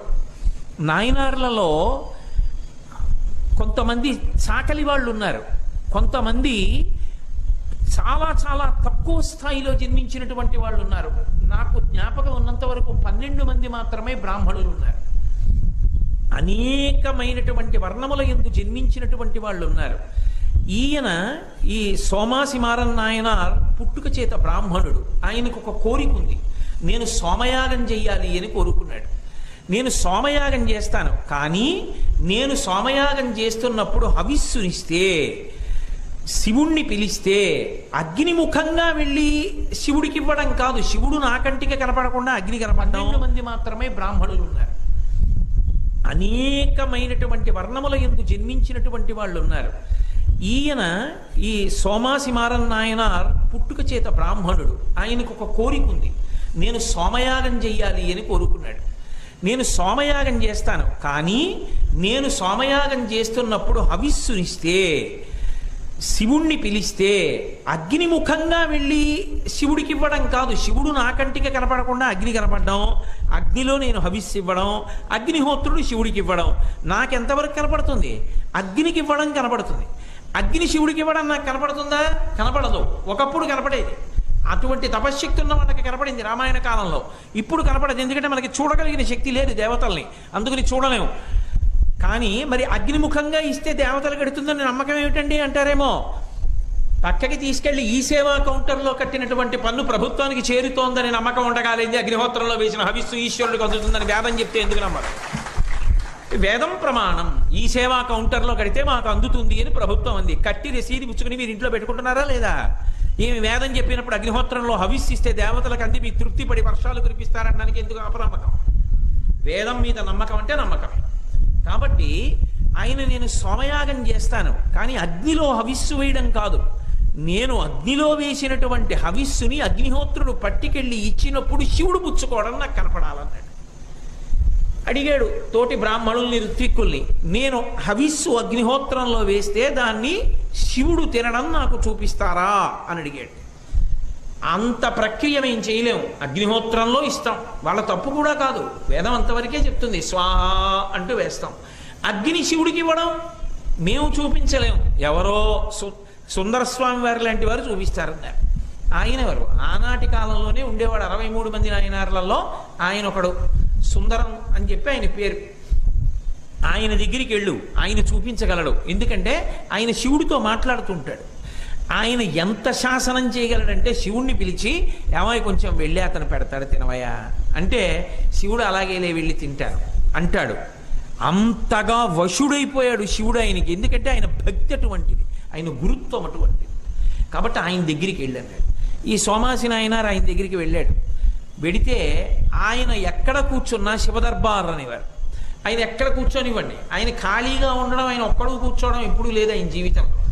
ఆయన కూర్చుంటే కొన్ని 100 మంది కూర్చునేవాడు. ఎప్పుడూ పరమశివుడి గురించి మాట్లాడుతుండేవాడు, లేదా ఎవరైనా పరమశివుడి గురించి మాట్లాడితే వినేవాడు, లేకపోతే భజనలు వింటుండేవాడు, లేకపోతే పాటలు వింటుండేవాడు. అసలు ఆయన ఒక్కడూ దొరకడం, ఆయన దగ్గరికి వెళ్ళడం సాధ్యం కాదు. కాబట్టి నాయనారు చూశాడు, సోమాసి నాయనారు, ఈయన ఎలా అడుగుతాను, నేను యాగం చేస్తే, నేను హవిస్సిస్తే శివుడు తినడం నాకు చూపించు అని ఎలా అడుగుతాను, ఎందుకు ఒప్పుకుంటాడు అని ఆలోచించి వెంటనే ఆయనకు ఆలోచన వచ్చింది. ఆయనకి రాలేదు, శివుడు ఇప్పించాడు ఆ కోరిక చూసి. ఆయన ఏం చేశాడంటే, నేను అసలు కలవను సుందర్ని. నేనేం చేస్తానంటే, ప్రతిరోజు కూడా మనకి గల్జేరని ఉంటుంది, ప్రత్యేకంగా నీటి పక్కన పెరుగుతూ ఉంటుంది. అది పూర్వకాలంలో ఒడ్డుకు తినేవారు. దానివల్ల ఏంటంటే వైరాగ్యం వచ్చి జ్ఞానం కలుగుతుంది అని. ఆ ఆకు నీటి కయ్యల పక్కన ఉంటుంది. రోజు కోసి అందరూ సుందరస్వామిని చూడడానికి వరుస క్రమంలో నిలబడి ఆయన దర్శనం చేసుకుంటుంటే ఈయన చేసుకునేవాడు కాదు. రాజద్వారంలోంచి వచ్చి అలా ఆ ఇంటి పక్క నుంచి పెరట్లోకి వెళ్ళి వంటింటి దగ్గరికి వెళ్ళి వంటవాడిని పిలిచి, స్వామివారికి వంటలో వెయ్యండి అని చెప్పి తీసుకెళ్ళి ఆకిస్తూ ఉండేవాడు. అబ్బో, ఆ ఆకు తప్పకుండా తింటాడు ఆయన. భక్తి ప్రపత్తులు ఉన్న వాళ్ళు ఆ కూర వేసినా పప్పు వేసినా తినాలి. అందుకని ఆయన అది వంట చేస్తుండేవాడు, వంట చేసి పెడుతుండేవాడు. రోజు చూసేవాడు ఆ సుందరస్వామి. కానీ ఎవరు తెచ్చారని అడిగేవాడు కాదు. ఎందుకని? భగవంతుడు పంపిస్తున్నాడు, ఆయన భక్తి ఆయనది, ఆయన తింటూ ఉన్నాడు. చాలా కాలం అయిపోయింది అలాగా. ఒకానొకప్పుడు ఈయన అనుకుంటున్నాడు, ఇన్నాళ్ళు అయిపోయింది, ఆకుకూర పట్టుకెడుతున్నాడు, ఇస్తున్నాడు, భోజనంలో చక్కగా తింటున్నాడు, కానీ ఆయన నాతో మాట్లాడు, నేను ఆయనతో మాట్లాడను, నా యాగం ఎప్పుడవుతుంది అనుకుని మనసులో అనుకున్నాడు. పోన్లే, యాగం మాట పక్కన పెట్టు, ఇంతటి మహాపురుషుడికి ప్రతిరోజు పట్టుకెళ్ళి నేను ఆ ఆకు కోరిస్తున్నాను, చాలు నా జన్మకి. ఆయన శరీరంలో సప్తధాతువులుగా మారుతోంది కాదు, చాలుగా నా జన్మకి, ఇంకంతకన్నా ఏం కావాలి? సప్తధాతువులుగా మారింది అంటే ఆయన భక్తికి, ఆయన మాట్లాడడానికి, ఆయన అనుష్ఠానానికి అది బలంగా మారుతోందిగా, చాలు నా జన్మకి, కాబట్టి ఇలాగే ఇస్తానని ఇస్తున్నాడు. మరి ఈయన కోరిక తీరేది ఎప్పుడు? సోమాసి నాయనారు కోరిక చూశాడు పరమేశ్వరుడు. ఆయన జోక్యం చేసుకుంటే నోటితో మాట్లాడడం పరిస్థితిని తారుమారు చేస్తాడు. ఈయన ఎక్కడుంటున్నాడో సోమాసి నాయనార్ అక్కడికి, సుందరస్వామి ఉన్న చోటికి మధ్యలో ప్రవహిస్తున్న నదికి వరదలు వచ్చేట్టు చేశాడు. ఈయన దాటి వెళ్ళలేడు. అందుకని ఆకుకూర పట్టుకెళ్ళలేక, అయ్యో వరదలు వచ్చాయి, చేసుకుందాం అనుకున్న కొద్ది పుణ్యం కూడా పోయింది, ఇవ్వలేకపోయినా ఆకుకూరని ఊరుకున్నాడు. ప్రతిరోజు ఆ ఆకుకూర తినడం అలవాటు పడినటువంటి సుందర స్వామి వడ్డన చేసేటప్పుడు వరుసగా 4 రోజులు ఆకుకూర కనపడలేదు. ఏమి ఈ మధ్య నాకు ఈ కూర వేయట్లేదు అని భార్యని పిలిచి అడిగాడు. ఆ కూర ఎందుకు వడ్డించలేదని అడిగాడు. ఆయన సన్యాసిగాడుగా గృహస్థు, అడగచ్చు, ఎందుకు వడ్డించలేదని అడిగాడు. భార్య అంది, ఏమో వంటవాడు చెప్పాడు, రోజు ఎవరో పాపం ఒక బ్రాహ్మణుడు పట్టుకొస్తాడట, పట్టుకొచ్చి ఇచ్చి వెళ్ళిపోతాడట, నా దగ్గరికి ఎప్పుడైనా వచ్చాడా అని అడిగాడు. ఏమో రాలేదు. నిన్ను కలిశాడా అని అడిగాడు. కలవలేదు. మరి ఎందుకు ఇస్తున్నాడు ఆకుకూర అంటే, మీ మీద విపరీతమైన భక్తిట, ఇచ్చి వెళ్ళిపోతున్నాడు. ఓ మహానుభావుడు ఇంతకాలం నుంచి ఇస్తున్నాడా? ఒక్కొక్కసారి అది ఉన్నంతకాలం దాని విలువ తెలియదు, అది లేనప్పుడు విలువ తెలుస్తుంది. కిటికీ తెరిచుండి గాలేస్తోంది అనుకోండి, కిటికీ ఉందని గుర్తించాం. కిటికీ వేసేసారనుకోండి, అబ్బో ఒక్క పెడుతోంది కాస్త కిటికీ తలుపు తెరుద్దురు అని, ఈ కిటికీ ఉండబట్టి ఇంత సంతోషంగా కూర్చున్నానంటే. అలా ఆకుకూర లేకపోయేటప్పటికీ ఆయనకి జ్ఞాపకానికి వచ్చింది, అరే ఎవరు తెచ్చిచ్చారు ఆ బ్రాహ్మణుడు, ఇంతకాలం నుంచి తిన్నానే, తినడం వల్ల అది నా సప్తధాతువుల్లో చేరిందే, చేరడం వల్ల కనీస మర్యాద కదూ ఆయన అడిగితే నేను ఉపకారం చేయడం, ఈ మాట వస్తే నా దగ్గరికి తీసుకురండి అన్నాడు. ఇప్పుడు సోమాసి నాయనారు కోరికని పరమేశ్వరుడు సుందరం స్వామిలో ప్రవేశించి తీర్చడానికి సిద్ధపడ్డాడు. ఏదో వరదలు ఎప్పుడు ఉంటాయేంటి తగ్గిపోయి ఆయన మళ్ళీ అసలే నీటి కయ్యల పక్కన బాగా పెరుగుతుంది కాబట్టి బాగా ఎక్కువ దట్టంగా పట్టుకుని వెళ్ళాడు ఆ గల్జేరాకు. పట్టుకెళ్ళి వంటవాడికి ఇచ్చాడు. ఆగు ఆగు ఆగు ఆగు, నువ్వు ఆకుకూరిచ్చి వెళ్ళిపోవడం కాదు, నిన్ను మా స్వామి చూడాలనుకుంటున్నారు. అయ్యో ఇంతకన్నా సంతోషమే ఉంది, గబగబా వెళ్ళాడు. ఏమయ్యా ఇంతకాలం నుంచి ఆకుకూర తెస్తున్నావు, నన్ను ఎప్పుడు కలవలేదు. అవునండి నిజమే తెస్తున్నాను. ఏమి ఎందుకు తెస్తున్నావు? మీ మీద భక్తితో తెస్తున్నాను, అంతేకాదు నాకొక్క కోరిక ఉందన్నాడు. కోరికుందని నువ్వు నన్ను అడిగితే తీర్చగలనని అనుకోకు, నేను తీర్చగలిగినదైతే తీరుస్తానన్నాడు సుందరం స్వామి. ఎందుకని మహాభక్తులైన వాళ్ళు ఏదైనా చేసేస్తామండి అన్నారు వాళ్ళు. అలాగే పరమేశ్వరానుగ్రహం ఒకటి ఉంది, నేనెంతటి వాడిని అంటూ ఉంటాడు. కాబట్టి నేను తీర్చగలిగినదైతే తీరుస్తానన్నాడు. ఏం కావాలి చెప్పన్నాడు. అందరిలో అడగను, ఒక్కరూ కూర్చుంటే అడుగుతాను. సరే రా, గదిలోకి వెళ్ళి కూర్చుని పిలిచాడు. ఆయన అన్నాడు ఏమీ లేదు, మీరు చెయ్యగలిగినదే, మీరు చెయ్యనిది నేను అడగను. మీరు ఆయన తిరువారూరులో ఉండేవాడు. మీరు ప్రతిరోజు కూడా లోపల ఉన్నటువంటి త్యాగరాజస్వామితో మాట్లాడతారు. తిరువారూరులో ఉన్న పరమశివుడికి త్యాగరాజు అని పేరు. రోజు మాట్లాడతారు మీరు రేపు మాట్లాడేటప్పుడు ఇదిగో ఆ సోమాసి యాగం చేస్తున్నాడు, సోమాసి నాయనార్ అతను యాగం చేస్తున్నప్పుడు అతను ఇచ్చిన హవిస్సుని చేత్తో పట్టుకోండి అని కొంచెం శివుడికి చెప్పండి, మీరు చెప్తే కాదండి. ఆయన కాసేపు ఆలోచించి అన్నాడు, చిన్న కోరికటామే, చాలా పెద్ద కోరికే కోరావు అని. సరేలే, నా సప్తధాతువుల్లో నువ్వు ఇచ్చిన ఆకుకూర చేరింది కదూ, ప్రయత్నిస్తాను. ఆయనంటే కాదంటాడా పరమశివుడు? ఆయన నేను మీతో మీరు నాతో ఎలా మాట్లాడతారో అలా మాట్లాడేవాడు పరమశివుడితో. ఆ మరునాడు ప్రదోషం దాటాక త్యాగరాజస్వామి గుళ్ళోకి వెళ్ళి అంతరాలయంలోకి వెళ్ళాడు. పరమశివుడు ఎంతో సంతోషంగా ఆయన వంక చూశాడు. ఆయన్ని చూస్తే మురిసిపోయేవాడు శంకరుడు. ఏమి ఇలా వచ్చావు సుందరం స్వామి? ఏం లేదు, నాదో చిన్న కోరిక ఉందో, చిన్న పని చేసి పెట్టాలి మీరు అన్నాడు శివుడు. ఏం పని చేసి పెట్టాలి ఏమిటన్నాడు. ఆయనకి తెలియక కాదు, సర్వజ్ఞుడు. తన భక్తుల యొక్క వైభవాన్ని చూసి మురిసిపోతూ ఉంటాడు, అందుకు భోళాశంకరుడు అయ్యాడు. ఏం పని చేసి పెట్టాలన్నాడు. ఏమీ లేదు, సోమాసి నాయనారు యాగం చేస్తాట, కొంచెం మీరు అగ్నికి ఇచ్చినటువంటి హవిస్సు అగ్ని మీ చేతిలో పెడుతూ ఉండగా పుచ్చుకుని తిందురు, కొంచెం ఒక్క ముద్ద ఆ సోమాసి నాయనారు చేతితో ఇచ్చింది కూడా చేత్తో పట్టుకుని నోట్లో వేసుకుందరు అన్నాడు. అమ్మో మరి చిన్న కోరిక అంటామే, అలాగే పుచ్చుకుంటాను, నువ్వు చెప్పిన మాట కాదనలేను సుందరం స్వామి, కాబట్టి అలాగే తింటానులే, కానీ ఒక్క నియమం అన్నాడు. ఏమిటి అన్నాడు. ఆయన నన్ను శివ అని పిలిచి స్వాహా అని హవిస్సు ఇచ్చినప్పుడు నేను శివస్వరూపంతో పుచ్చుకోను, నా ఇష్టం వచ్చిన రూపంతో వెడతాను. గుర్తుపట్టి ఇవ్వడం ఆయన పూచి, అలా అయితే వెళ్తాను. చిన్న పరీక్ష ఉండద్దు మరి అంటే సుందరం స్వామి అన్నారు, ఇంక నేను అలా కూడా వద్దని ఎక్కడ చెప్పను, ఆ భక్తి ఆయనకు ఉండాలి అనుకుని అలాగే వెళ్ళండి అని బయటికి వచ్చి చాలా తేలికగా ఇంటికి నడిచి వెళ్ళిపోతూ చెప్పాను, అలాగే వస్తానన్నాడు శివుడు, పుచ్చుకుంటాట్లే పో అన్నాడు. అన్నాడు కానీ ఏదో రూపంలో వస్తాట అని అనలేదు. ఎందుకు అనలేదో తెలుసా? ఆయన ధైర్యం ఏమిటంటే నిజంగా గుర్తుపట్టకపోయినా గుర్తుపట్టేట్టు చేస్తాడు. నాకు ఇచ్చిన మాట వాడు గుర్తుపట్టలేదు, నేను గుచ్చుకోలేదంటాడా నా దగ్గర, అదే ఆయన ధైర్యం. అంటే ఒక గురువుకి భగవంతుడితో ఎంత స్వాతంత్ర్యం ఉంటుందో చూడండి. కాబట్టి మొదలుపెట్టు యాగం అన్నాడు. ఆయన వెళ్ళాడు, ఋత్విక్కుల్ని తెచ్చుకున్నాడు, యాగం మొదలుపెట్టాడు. ఓ రోజున యాగం జరుగుతుండగా హవిస్సిస్తున్నారు. ఇస్తుంటే ఒక చండాల రూపంలో ఉన్న ఒక వ్యక్తి 4 కుక్కల్ని వెంట పెట్టుకుని అలాగే కళ్ళు తాగినటువంటి వాళ్ళతో కలిసి పెద్ద గుంపుగాటు వస్తున్నాడు. పక్కన ఒక ఆవిడ కళ్ళు కుండ తల మీద పెట్టుకుంది, అందులోంచి పుల్లటి వాసన వస్తోంది. మధ్య మధ్యలో ఈ వ్యక్తి ఓ పాత్రతో ఆ కుండలో ఉన్న కళ్ళు తీసుకుని తాగుతున్నాడు. తాగుతూ వికటాట్టహాసం చేస్తూ ఆ యాగశాలలోకి వెళ్ళాడు. వెళ్ళగానే అక్కడ ఉన్న బ్రాహ్మణులందరూ కూడా అయ్యయ్యయ్యయ్యో కళ్ళుకుండతో తప్పతాగిన వాళ్ళు యాగశాలలోకి వచ్చేశారు, మనందరం ప్రాయశ్చిత్తం చేసుకోవాలని ఇటువంటి చోట చేశాం, అయ్యో మనకి ఎంత ప్రతిష్ఠ వచ్చేసిందని చెప్పి వాళ్ళు మంత్రభాగం వదిలిపెట్టేసి సృక్కులు సృవాలు కింద పడేసి బయటికి పారిపోయారు. ఒక్క నాయనారు మాత్రం, సోమాసి నాయనారు మాత్రం, సుందరం స్వామి యొక్క నమ్మకం ఎక్కడికి పోతుంది? పరమశివుడే ఈ రూపంతో వచ్చాడు, లేకపోతే యాగశాలలోకి ఇంతమంది వస్తారా? రాలేరు, భగవంతుడే ఆపగలడనుకుని గబగబా లేచి వెళ్ళి ఆ హవిష్యం ఉన్నటువంటి పాత్ర తీసుకెళ్ళి పాత్రలో ఉన్న హవిస్సు అతని చేతిలో పెట్టాడు.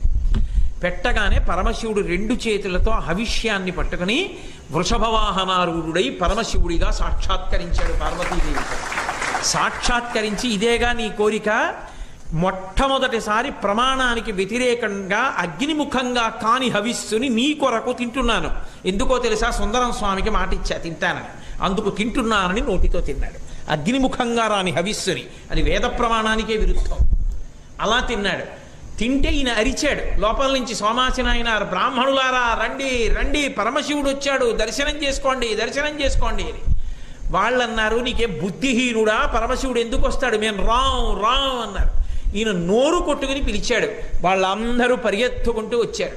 వస్తే పరమశివుడు అన్నాడు, ఒరే మీకు భక్తి లేదు, ఒక మహానుభావుడు పిలిచి చెప్పినా రాలేదు, అపనమ్మకంతో వచ్చారు ఇప్పుడు కూడా, కాబట్టి మీ బ్రాహ్మణ్యము నశించిపోయింది, ఇక మీకు యజ్ఞం చేసే అధికారం తీసేస్తున్నాను. ఎవరెవరు భయపడి బయటికి పోయారో, పిలిచినా రాలేదో వారికి బ్రాహ్మణులు కాదు. అప్పుడు వాళ్ళు కాళ్ళ మీద పడి ఏడిచారు, మీ దర్శనం అయిన తర్వాత మాకు ఇటువంటి శాపమా అని. సరే మిమ్మల్ని అనుగ్రహిస్తున్నాను, యాగశాల ప్రవేశం చేసినప్పుడు మీకు బ్రాహ్మణ్యం ఉంటుంది, యాగశాల విడిచిపెట్టగానే అబ్రాహ్మణులు అవుతారన్నాడు. కాబట్టి ఇప్పటికీ ద్రవిడ దేశంలో ప్రత్యేకంగా ఉత్సవం చేస్తారు ఇది జరిగినటువంటి రోజున. ఎక్కడైతే జరిగిందో తిరువారూరు దగ్గర నదికి యువలి ఒడ్డున సోమాసి యాగం జరిగిన చోట పరమశివుడు హవిష్యాన్నాన్ని చేత్తో పట్టుకు తిన్న చోట ఉత్సవం చేస్తారు.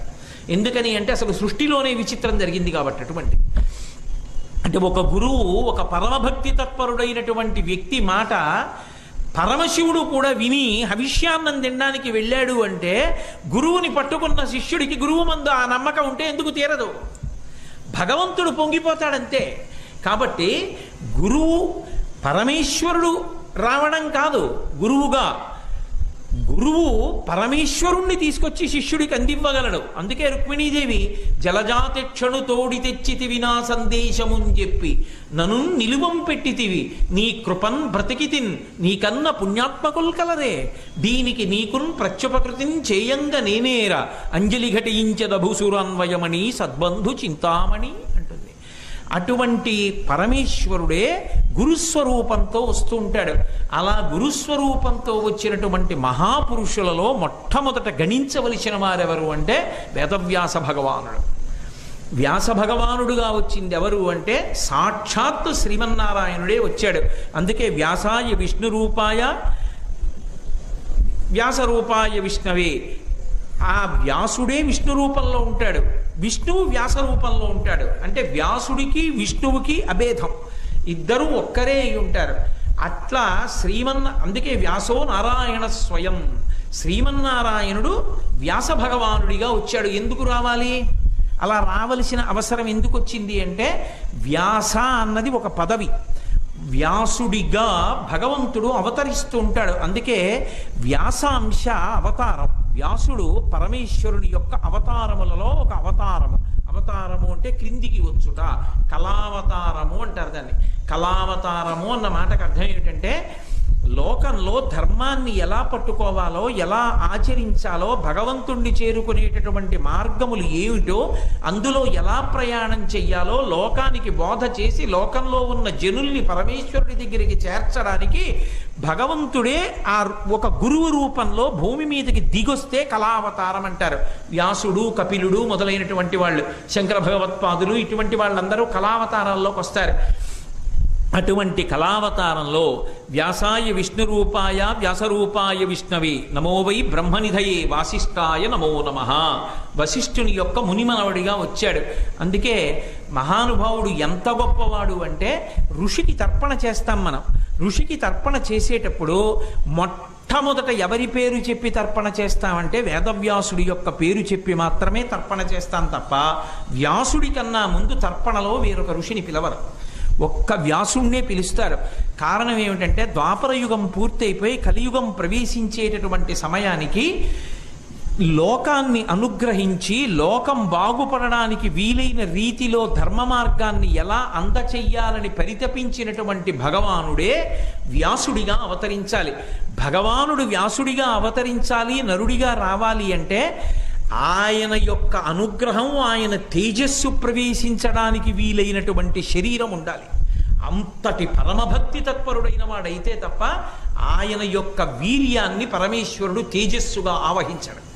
అంతటి మహితాత్ముడై ఉండాలి. అందుకే పరాశరుణ్ణి ఎంచుకున్నాడు శ్రీమన్నారాయణుడు. ఆ పరాశరుడు ఎవరు అంటే వశిష్ఠుని యొక్క వంశంలో వచ్చినటువంటి వాడు. అందుకే వ్యాసం వశిష్ఠ నప్తారం శక్తేః పౌత్రమకల్మషం. ఆయన ఎంత గొప్పవాడు అంటే ఒక పక్కన వ్యాసం వశిష్ఠ నప్తారం, ఆ వ్యాసుడు వశిష్ఠ మహర్షి యొక్క మునిమనవడు. శక్తేః పౌత్రమకల్మషం, శక్తి మహాముని యొక్క, శక్తి మహర్షి యొక్క మనవడు. ఆయన పరాశరాత్మజం వందే, ఆ శక్తి యొక్క కుమారుడైనటువంటి పరాశరుని యొక్క కుమారుడు. శుకతాతం తపోనిధిం. సంస్కృతంలో తాత శబ్దం తండ్రికి అన్వయం అవుతుంది, తెలుగులో తాత కాదు. సంస్కృతంలో పితామహ శబ్దం వేస్తారు. కాబట్టి శుకతాతం తపోనిధిం, శుకబ్రహ్మ యొక్క తండ్రి అయినటువంటి వ్యాస భగవానుడికి నమస్కరించుచున్నాను. ఆ వ్యాసుడు పుట్టాలి అంటే, నారాయణుడు వ్యాసుడుగా అవతరించాలి అంటే ఒక్క పరాశరుని యొక్క తేజస్సు యందు తప్ప ఇంకొక శరీరం అటువంటి దాన్ని భరించలేదు. అంతటి జ్ఞాని, అంతటి భక్తి తత్పరుడు, అంతటి మహానుభావుడు కేవలము పరాశరుడు ఒక్కడే. అందుకే మహాత్ముల యొక్క జననములను విచారణ చెయ్యవద్దు అంటారు. అంతటి మహాపురుషుడు పుట్టితే తప్ప లోకము సువ్యవస్థితము కాదని అమ్మవారు ఒక్కొక్కసారి ఒక్కొక్క మహాత్ముని యందు అకారణంగా కామప్రచోదనం చేస్తుంది. ఒకవేళ పరాశరుని యొక్క తేజస్సుకంత శక్తి ఉన్నా ఆయన తేజస్సుని పట్టగలిగినటువంటి స్త్రీ ఎవరు లోకంలో? అందుకే కారణజన్మురాలైనటువంటిది సత్యవతి. కారణజన్మురాలైనటువంటి సత్యవతి పడవ నడుపుతుంటే అకారణంగా కామానికి గురయ్యాడు. గురి అయి మంచు తెరలు సృష్టించి పశుధర్మోనమే ప్రీతిం అంటుంది దేవీ భాగవతంలో. పగటిపూట సంపర్కం కూడదంటే మేఘాల్ని ఆ మంచుని సృష్టించి, చీకటిని సృష్టించి సద్యగర్భంలో సత్యవతీదేవికి కుమారుణ్ణి ఇచ్చాడు. ఇచ్చి నీ కన్యాత్వం చెడిపోదు అని వరం ఇచ్చాడు. ఆయన కామానికి లొంగిపోయిన వాడు కాడు. ఒక మహాపురుష జననము జరగాలి అంటే వేరొక మహాత్ముడి యొక్క తేజస్సు కదలాలి. కాబట్టి పరదేవత అలా కదిపింది పరాశరుని యొక్క మనస్సుని. కదిపితే ఆయన యొక్క తేజస్సు సత్యవతీదేవి యందు ప్రవేశిస్తే అప్పుడు పుట్టాడు మహానుభావుడు. నల్లగా ఉంటాడు, పొట్టిగా ఉంటాడు, రేగు చెట్లు ఉన్న చోట తిరుగుతూ ఉంటాడు. కాబట్టి కృష్ణద్వైపాయనుడిని పేరు, ఆయన బాదరాయనుడని పేరు. ఎందుకనంటే రేగు చెట్లు ఎక్కువగా ఎక్కడున్నాయో ఆ వనంలో తిరుగుతూ ఉండేవాడు. కాబట్టి బాదరాయణ అని పేరు. ఆ వ్యాస భగవానుడు ఈ లోకానికి ఒక మహోపకారాన్ని చేశాడు. ఏమిటి ఆ ఉపకారం అంటే వ్యాసోచ్ఛిష్టం జగత్ సర్వం. అసలు వ్యాసుణ్ణి పక్కన పెట్టేస్తే కలియుగంలో ఉన్నటువంటి మనం భగవంతుణ్ణి చేరడానికి మార్గము లేనేలేదు. ఆ తర్వాత ఎవరు రానివ్వండి, ఎవరు ఏమి చెప్పనివ్వండి, వ్యాసుడు చెప్పింది చెప్పారు తప్ప వ్యాసుడు చెప్పనిది చెప్పిన మొనగాడు లేడు. శంకరులు కూడా వ్యాసుడు చెప్పిందే చెప్పారు తప్ప శంకరులు కూడా కొత్తగా చెప్పినది కాదు. అంతటి మహానుభావుడు వ్యాసుడొక్కడే. వ్యాసుడు లేనినాడు అసలు మనం భగవంతుణ్ణి చేరుకునేటటువంటి మార్గము మనకి తెలియదు. అసలు శాస్త్రాలు లేవు. ఆయన కలియుగంలో ఉండేటటువంటి జనుల యొక్క ఆయు ప్రమాణాన్ని దృష్టిలోకి తీసుకున్నాడు. కలియుగంలో ఒక మనిషి ఎంతకాలం జీవిస్తాడు అని చూశాడు. ఒక మనిషి బ్రతికేది కేవలము 100 సంవత్సరములే. మహాబ్రతికితే 100 సంవత్సరములు బ్రతుకుతాడు. అది కూడా 80 సంవత్సరములు దాటిపోయిన తరువాత స్ఫురణ శక్తి అలా నిలబడుతుందని చెప్పడం కష్టం. ఎవరో మహితాత్ములు, పరమాచార్య స్వామి లాంటి మహాపురుషులు ఉంటారు. అటువంటి వారైతే ఏమో చెప్పచ్చు తప్ప మిగిలిన వాళ్ళ విషయంలో అలా కుదరదు. ఇక్కడే ఉన్నారు మన రాఘవేంద్రరావు గారు, వాళ్ళ గురువు గారు ఉన్నారు సముద్రాల కృష్ణమూర్తి గారని. ఆయన భారతదేశంలో పన్నుల విషయంలో ఒక అద్భుతమైనటువంటి గ్రంథరచన చేశారు. ఇప్పటికీ అందరూ ఆ పుస్తకాన్ని చదువుతుంటారు. ఈ పన్నుల విషయంలో ఏదైనా చెప్పవలసి వస్తే ఆయన పుస్తకాన్ని రచన చేసి తీసుకెళ్లి పరమాచార్య స్వామి వారి దగ్గర పెట్టారు. పెడితే ఏమిటి ఆ పుస్తకం అని అడిగారు. భారతదేశంలో పన్నుల విధానం మీద పుస్తకం రాశాను అన్నారు. ఆయన ఇలా చూసి ఏమీ మాట్లాడలేదు. కాసేపు మౌనంగా కూర్చుని లేచి వెళ్ళిపోయారు. ఏమోలేమన్న అనుగ్రహించలేదు స్వామి అని చెప్పి ఆయన ఆ పుస్తకం తీసుకుని వెళ్ళిపోయి చాలా కాలం అయిపోయింది, కొన్ని సంవత్సరాలు అయిపోయింది. అయిపోయిన తర్వాత ఎవరో ఒక వ్యక్తి 1500 రూపాయలు ఇచ్చి నేను ముద్రణ వేయించుకుంటానని అడిగాడు. అడిగితే అదే సమయంలో సంచారం చేస్తూ మహాస్వామి వారు అటుగా పెడుతున్నారు అని తెలిసింది ఈయనకి, కృష్ణమూర్తి గారికి. తెలిసి ఈయన గబగబా వెళ్ళారు ఓ కుగ్రామానికి, ఆయన ఉన్న చోటు ఎక్కడుందని. ఎక్కడున్నారని అడిగారు. పాడుపడిపోయిన దేవాలయంలో ఉన్నారు అన్నారు. అది మహానుభావుడి యొక్క జీవితం, సన్యాస ధర్మం అంటే. ఆ పాడుపడిపోయిన గుళ్ళోకి వెళ్ళారు. ఇప్పటికీ నాతో ఆయన చెప్తుంటారు, ఆయన వెళ్ళేటప్పటికీ ఆయన జడుసుకున్నారట. ఎలకలు తిరుగుతున్నాయి అదంతా. ఎలకలు తిరుగుతుండగా ఈయన ధ్యానమునందు సమాధిలో ఉన్నారు. కొంతసేపు నించున్నాక బహిర్ముఖులు అయ్యారు. అప్పటికి కొన్ని సంవత్సరాలు అయిపోయింది ఆయన మొదటిసారి పుస్తకం తీసుకెళ్ళి. మళ్ళీ తీసుకెళ్ళి ఆ పుస్తకం అక్కడ పెట్టి 1500 రూపాయలు ఇచ్చి ఈ పుస్తకాన్ని ముద్రణ చేయించుకుంటానని ఒక వ్యక్తి అడుగుతున్నాడు. ఇవ్వనా అని అడిగారట. అడిగితే ఈ పుస్తకం పందుల మీద రాశానన్నావు కదూ, రాజగోపాలాచారి కదూ మొట్టమొదటి ఈ పందుల గురించి మాట్లాడినవాడు, పందులు వేసినవాడు అని ఆయన ధ్యానం చేసి ఆ పుస్తకాన్ని ఒక్కసారి ఇలా తిప్పి చూసి, ఎవరికి ఇవ్వద్దులే, నువ్వే వేసుకో అని పంపించారు. ఆయన ఇంటికి రాగానే ఎప్పుడో కట్టిన ఓ పాలసీ ఇప్పుడు ఆయనకి డబ్బు తిరిగిస్తున్నారని తెలిసి ఆ డబ్బుతో ఆ పుస్తకం ముద్రణ చేశారు. ఇవాళ భారతదేశంలో పన్నుల వ్యవస్థలో ఎంతో సాధికారిక గ్రంథంగా ప్రఖ్యాతి వహించింది ఆ పుస్తకం. ఆ పుస్తకం మీద వచ్చినటువంటి కొన్ని లక్షల రూపాయలు ఆయన శ్రీశైలం కామకోటి మఠానికి వెచ్చించి ఆ మఠ ప్రాంగణాన్ని నడుపుతున్నారు. ఆ స్ఫురణ శక్తి అంటే అన్ని సంవత్సరముల తర్వాత కూడా వ్యక్తిని పుస్తకాన్ని చూస్తే ఆయనకి గుర్తుండేది. ఎప్పుడో చిన్నప్పుడు ఆయన మన తూర్పుగోదావరి జిల్లా వైపు వస్తే మండపేట దగ్గర ఓ పిల్లవాడిని, 8 సంవత్సరాల పిల్లవాడిని చూశారు. ఆ తర్వాత ఆ పిల్లవాడికి 50 ఏళ్ళు వచ్చాక స్వామివారి దగ్గరికి వెళ్ళాడు. నువ్వు ఫలానా వారి అబ్బాయి కదూ, నేను మీ ఇంటికి వచ్చి భిక్ష చేసినప్పుడు నువ్వు ఆడుకుంటూ నన్ను చూశావుగా, నమస్కారం పెట్టావని చెప్పారు. 8 ఏళ్ల పిల్లాడిని 42 ఏళ్ల తర్వాత. అది వారి జ్ఞాపక శక్తి. అంతటి స్ఫురణ శక్తితో ఉంటారు. అంతటి స్ఫురణ శక్తితో ఉండగలగడానికి కారణం ఏమిటి అంటే ఈశ్వరుణ్ణి ఆయన ఆరాధించినటువంటి తీరు. ఆయన భగవంతుని యొక్క అనుగ్రహంతో శరీరము మంత్రపూతమైపోయి ఆ సన్యాసాశ్రమ ధర్మాన్ని అంతగా పట్టుకున్నందుకు అంతటి మహాపురుషులయ్యారు, ప్రాతస్మరణీయులయ్యారు. అటువంటి మహాస్వామి ఇటువంటివి ఎన్నో విశేషాలు చూపించారు. సరే, నేను ఎందుకు మీతో ఈ విషయం మనవి చేయవలసి వచ్చింది అంటే, వ్యాస భగవానుడు ఈ లోకంలో ఉండేటటువంటి వాళ్ళ ఆయుర్దాయాన్ని దృష్టిలో పెట్టుకున్నాడు. 100 సంవత్సరములు ఉంటారు. శతమానం భవతి శతాయు పురుషస్థితేంద్రియ ఆయుష్ దేవేంద్రియే ప్రతిష్టతి. కానీ అందులో బాల్యం కొంత పోతుంది, యవ్వనం కొంత పోతుంది, వార్ధక్యం కొంత పోతుంది. ఇక మిగిలిన కాలంలో భగవంతుణ్ణి పట్టుకుంటాడని నమ్మకం ఎక్కడుంది? అలసులు, మందబుద్ధియుతులు, అల్పతరాయువులు, ఉగ్రరోగ సంకలితులు, మందభాగ్యులు, సుకర్మములు ఎవ్వియు చెయ్యజాలరీ కలియుగమునందు మానవులు. కావున ఎయ్యది సర్వమై అలవడు అని నాకు అదేమిటో చెప్పమని అడుగుతారు భాగవతంలో. అలా 1 అలసత్వం, తమోగుణం, 2 మందబుద్ధి, డబ్బు లేకపోవడం, భగవంతుని మీద భక్తి తక్కువగా ఉండడం, ఉన్న భక్తి పాడైపోయేటట్టుగా ప్రచారాలు బయట. ఇలాంటి రోజులలో భగవంతుడి గురించి ఆలోచించి వేదాన్నంతటినీ చదవగలిగిన వాడు ఎవరుంటాడు? ఉండడో.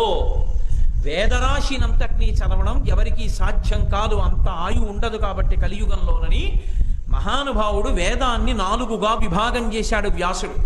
చేసి ఋగ్వేదము, యజుర్వేదము, సామవేదము, అథర్వణ వేదము అని 4గా విభాగం చెయ్యడమే కాకుండా మళ్ళీ 4గా ఉన్నటువంటి ఈ వేదం లోకంలో ప్రచారం పొందడం కోసం, ఆ లోకంలో వేదము యొక్క ప్రమాణము నిలబడడం కోసం ఒక్కొక్క వేదాన్ని ఒక్కొక్క శిష్యుడికి అందించాడు. ఋగ్వేదాన్ని పైలుడికి ఇచ్చాడు, యజుర్వేదాన్ని వైశంపాయనుడికి ఇచ్చాడు, సామవేదాన్ని జైమినికి ఇచ్చాడు, అధర్వణ వేదాన్ని సుమంతుడికి ఇచ్చాడు. 18 పురాణములను రచించి రోమహర్షునికి ఇచ్చాడు. రోమహర్షుని యొక్క కుమారుడు సూతుడు. సూతుడు చాతుర్వర్ణములలోకి రాడు.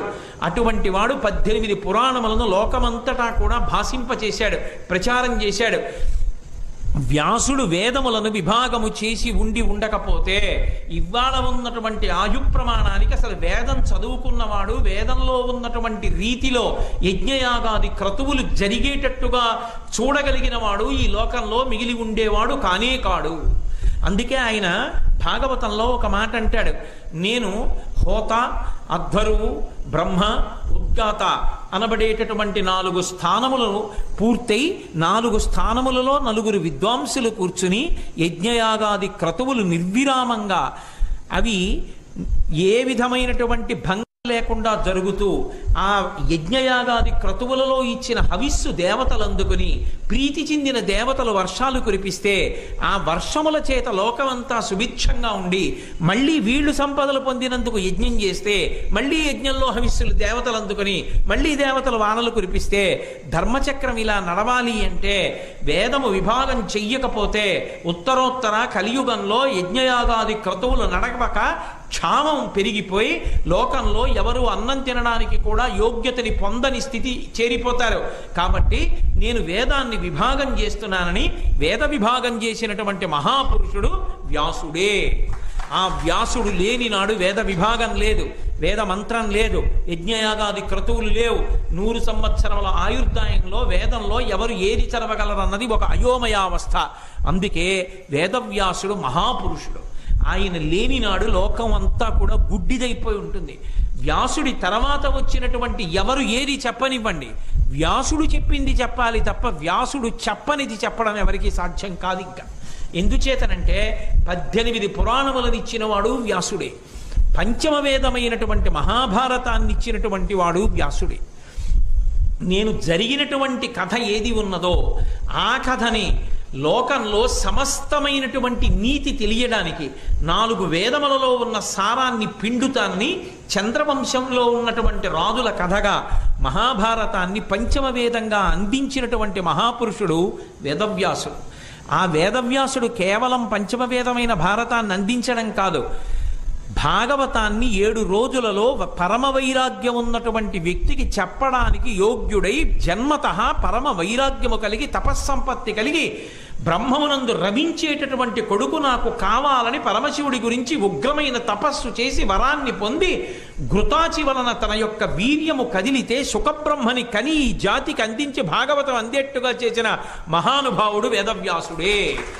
ఆ వేదవ్యాసుడు లేని నాడు ఈ గ్రంథాలు ఏవీ లేవు. అసలు వేదవ్యాసుడే బ్రహ్మసూత్రములనిచ్చాడు. బ్రహ్మసూత్రాలకి ఎవరి సిద్ధాంతాన్ని అనుసరించి వారు వ్యాఖ్య చేశారు.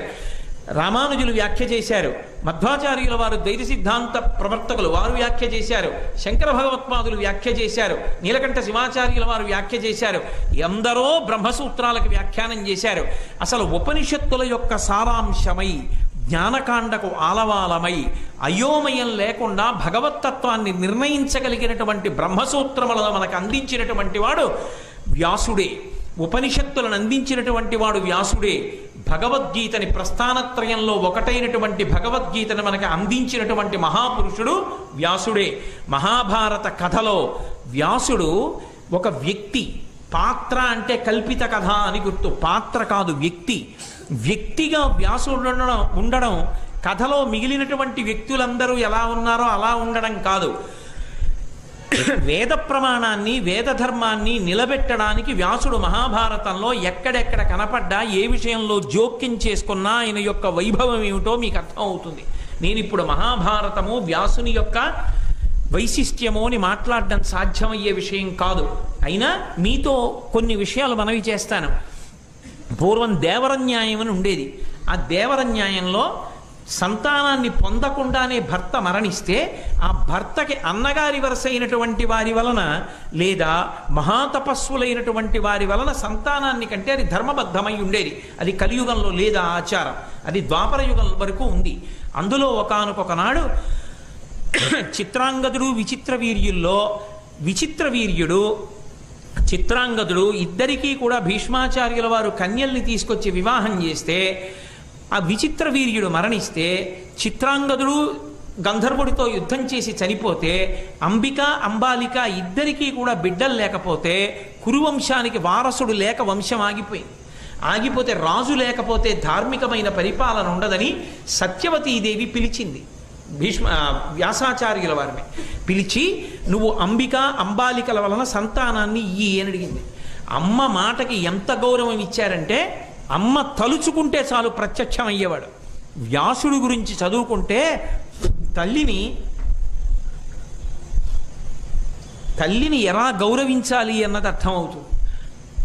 వ్యాస భగవానుడు సత్యవతీదేవి స్మరించగానే వెళ్ళడం కాదు, అంబికా అంబాలికలకి పుత్ర సంతానాన్ని అనుగ్రహించాడు. అయితే ఒక అనుమానం వస్తుంది, మరి పెద్దవాడు ధృతరాష్ట్రుడు కళ్ళు లేకుండా ఎందుకు పుట్టాడండి అని. దానికి కారణం వ్యాసుడు కాదు. వ్యాసుణ్ణి సంతానం కటాక్షించమని అడిగింది తల్లి సత్యవతీదేవి. కానీ తన కోడళ్ళని పిలిచి చెప్పినప్పుడు, ఇవాళ రాత్రి మీతో ఒక యోగ్యుడైనటువంటి వ్యక్తి సంగమిస్తాడు, ఆ కారణం చేత వంశం నిలబడాలి అని చెప్పింది. వాళ్ళు ఏమనుకున్నారంటే భీష్ముడు కానీ సోమదత్తుడు కానీ అనుకున్నారు. అనుకుని మనసులో భీష్మ సోమదత్తుల్ని ఊహించుకుంది అంబిక. వెళ్ళినవాడు వ్యాసుడు. జటాధారి అయి అపారమైనటువంటి తేజోమూర్తి అయిన వ్యాసుడిని చూసి మనసులో భీష్మ సోమదత్తులు ఉన్నారు కాబట్టి ఆమె ఆయన తేజస్సు తట్టుకోలేక కళ్ళు మూసుకుంది. దంపతుల ఒండురల మనస్సు ఉత్సాహంతో కలవకపోతే సంతానం తేజో విహీనమవుతుంది. అందుకే కళ్ళు లేని ధృతరాష్ట్రుడు పుట్టాడు. లోకానికి అంతర్లీనంగా దంపతుల మధ్య ఇద్దరి మధ్య ఎంత ఉత్సాహంగా మనసులు ఏకీకృతము కావాలో సంతానోత్పత్తి యందు వ్యాసుడు నిరూపించి చూపించాడు. తల్లి మాట ప్రకారం వంశాన్ని నిలబెట్టాడు. తల్లి మనశ్శాంతిని ఎంత జాగ్రత్తగా లెక్కలోకి పెట్టుకున్నాడో వ్యాసుడు. వ్యాసుడి జీవితాన్ని పరిశీలిస్తే తల్లిదండ్రుల మనశ్శాంతిని బిడ్డలు ఎంత జాగ్రత్తగా చూడాలో అర్థమవుతుంది. పాండురాజు చచ్చిపోయినప్పుడు సత్యవతీదేవి ఏడుస్తోంది. ఏడుస్తుంటే వచ్చి వ్యాసుడు ఒక్కటే మాట అన్నాడు, అమ్మా ఇప్పుడు ఏడుస్తున్నావు, ఇంకా నువ్వు ఇక్కడుంటే రాబో కాలంలో గుండెలు బాదుకుని ఏడుస్తావు. ధర్మరాజుతో వెళ్ళిపోయిందమ్మా వైభవం, ఇక రాబోయే కాలం అంతా రాజ్యం కోసం కొట్టుకోవడమే. అన్నదమ్ములు కొట్టుకుని ఒకరు పీక ఒకరు కోసుకుంటారు. నా మాట విను అమ్మా, నువ్వు ఇక్కడ ఉండవద్దని అంబికా అంబాలికలతో కలిపి సత్యవతీదేవిని తపోవనానికి పంపించి అక్కడ తపస్సు చేయించి ఉగ్రమైన తపస్సు చేత ఆమె యోగాగ్ని యందు శరీరాన్ని విడిచిపెట్టి ఉత్తమ లోకాలు పొందేటట్టుగా చేసిన మహానుభావుడు వ్యాసుడు. వ్యాసుడు ఎక్కడెక్కడ అవసరమో మహాభారతంలో ఎక్కడెక్కడ పీఠముడి పడిపోతుంటుందో అక్కడక్కడ వ్యాసుడు జోక్యం చేసుకుంటూ ఉంటాడు.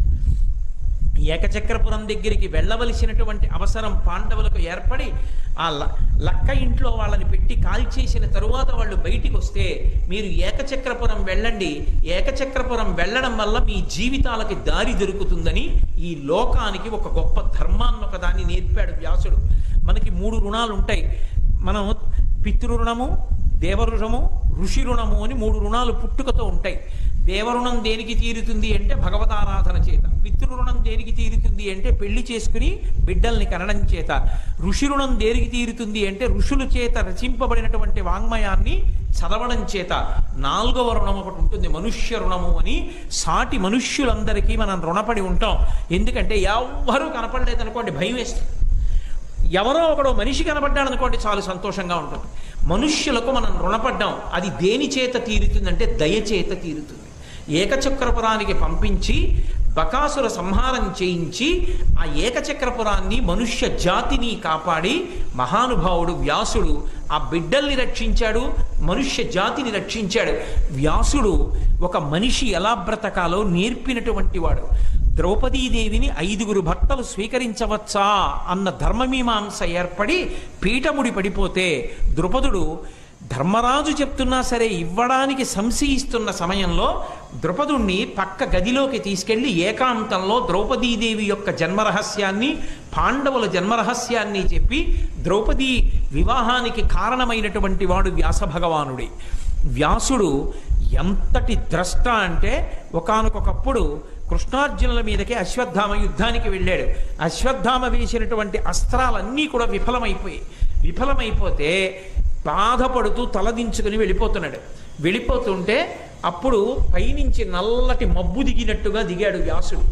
దిగితే వ్యాసుడిని అడిగాడు అశ్వత్థామ, నేను ఇన్ని అస్త్రాలు ప్రయోగించాను కృష్ణార్జునుల మీదకి, అవి ఎందుకు పని చేయలేదని. అశ్వత్థామకి అహంకారం, ఎందుకంటే ఆయన శివభక్తుడు. నేను ఇంత శివభక్తుడిని కదా, నేను వేసిన అస్త్రాలు కృష్ణార్జునుల్ని ఎందుకు బాధించలేదని అడిగాడు. అడిగితే అప్పుడు మహానుభావుడు వ్యాసుడు ఒక ధర్మ సూక్ష్మాన్ని చెప్పాడు. నువ్వు శివభక్తుడవే, కానీ నీకన్నా గొప్ప శివభక్తులు కృష్ణార్జునులు. వాళ్ళ పట్ల పరమశివుడు నీకన్నా ఎక్కువ ప్రీతితో ఎందుకుంటాడో తెలుసా? లింగమర్చతియ ప్రభోహో తస్మిన్యధికాం ప్రీతిం కరోతి వృషభధ్వజ. నువ్వు పరమశివుణ్ణి ఒక ఆకార రూపంలో పూజ చేస్తావు. ఆ అర్జునుడు కృష్ణుడు అలా కాదు, మహన్యాసపూర్వకంగా రుద్రాభిషేకం చేసి శివలింగాన్ని ఆరాధన చేస్తారు. ప్రతిరోజు శివలింగాన్ని అర్చన చేసేటటువంటి వాడి ముందు సాకార రూపాన్ని అర్చన చేసేవాడి యొక్క తేజస్సు నిలబడదు. అందుకే కృష్ణార్జునులు లింగార్చన చేస్తారు కాబట్టి వాళ్ళ ముందు నువ్వు నిలబడలేవు. శివభక్తులవైన నువ్వు మట్టితో పూజ చేశావు, సామాన్యమైనటువంటి విగ్రహానికి చేశావు, శివ విగ్రహానికి.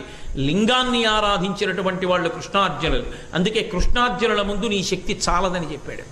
ఇన్ని చోట్ల ఎన్ని ధర్మాలు చెప్పాడో అనుశాసనిక పర్వంలో, శాంతి పర్వంలో లోకానికంతటికీ కూడా ధర్మ ప్రబోధం చేశాడు.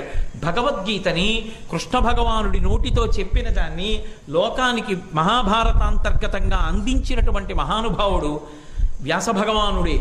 పునర్జన్మ సిద్ధాంతము సనాతన ధర్మమునకు ప్రాణం. శరీరం విడిచిపెట్టినటువంటి వాడు తన చేసుకున్న పాపపుణ్యాలకి మళ్ళీ పుడతాడు అని దాన్ని నిరూపించి చూపించాడు వ్యాసుడు. కురుక్షేత్ర సంగ్రామం అంతా అయిపోయిన తర్వాత ధృతరాష్ట్రుడు గాంధారి ఏడుస్తూ అడిగారు, ఒక్కసారి మా బిడ్డల్ని చూపించు అని అడిగారు. వాళ్ళకి దివ్య గాంధారికి దృష్టి ఉన్నది. ధృతరాష్ట్రుడికి దృష్టినిచ్చి ఒక్కసారి తాను గంగానది మధ్యలోకి వెళ్ళి నిలబడి తన యోగశక్తి చేత తపశ్శక్తి చేత పిలిచాడు. పిలిస్తే వాళ్ళందరూ శరీరాలు విడిచిపెట్టేసిన వాళ్ళు, శరీరాలకి అంత్యేష్టి సంస్కారాలు అయిపోయిన వాళ్ళు మళ్ళీ పూర్వ శరీరాలు ఎలా ఉండేవో అటువంటి శరీరాలతో అటువంటి వస్త్రాలతో వచ్చి ధృతరాష్ట్రుడికి గాంధారికి కనపడ్డారు. అంటే వ్యాసుని యొక్క తపశ్శక్తి ఎటువంటిదో మీరు ఆలోచించండి. మహాభారతంలో ఒక వ్యక్తిగా ఉంటూ లోకానికి ఎన్నో ధర్మ సూక్ష్మాల్ని నేర్పినటువంటి మహానుభావుడు. ఆర్ష వాంగ్మయానికంతటికీ కూడా సూర్యచంద్రులు వ్యాసుడు, వాల్మీకి. అందుకే వాళ్ళకి నమస్కరించకుండా ఏమీ చెప్పరు. వాల్మీకి సూర్యవంశాన్ని చెప్తే చంద్రవంశాన్ని అంతటినీ కూడా వ్యాస భగవానుడు చెప్పాడు. అందుకే ఆయన పేరే వ్యాస. వ్యాస అన్న పేరు ఎందుకు వచ్చిందంటే వకారము వాయుతత్వాత్మకమై, వకారము అమృత బీజము, వ్యాసాలో యకారము వాయుతత్వాత్మకమైనటువంటి బీజము, సకారము సర్వతత్వాత్మకమైనటువంటి బీజాక్షరము. వకార యకార సకారముల చేత వ్యాస ఏర్పడుతుంది.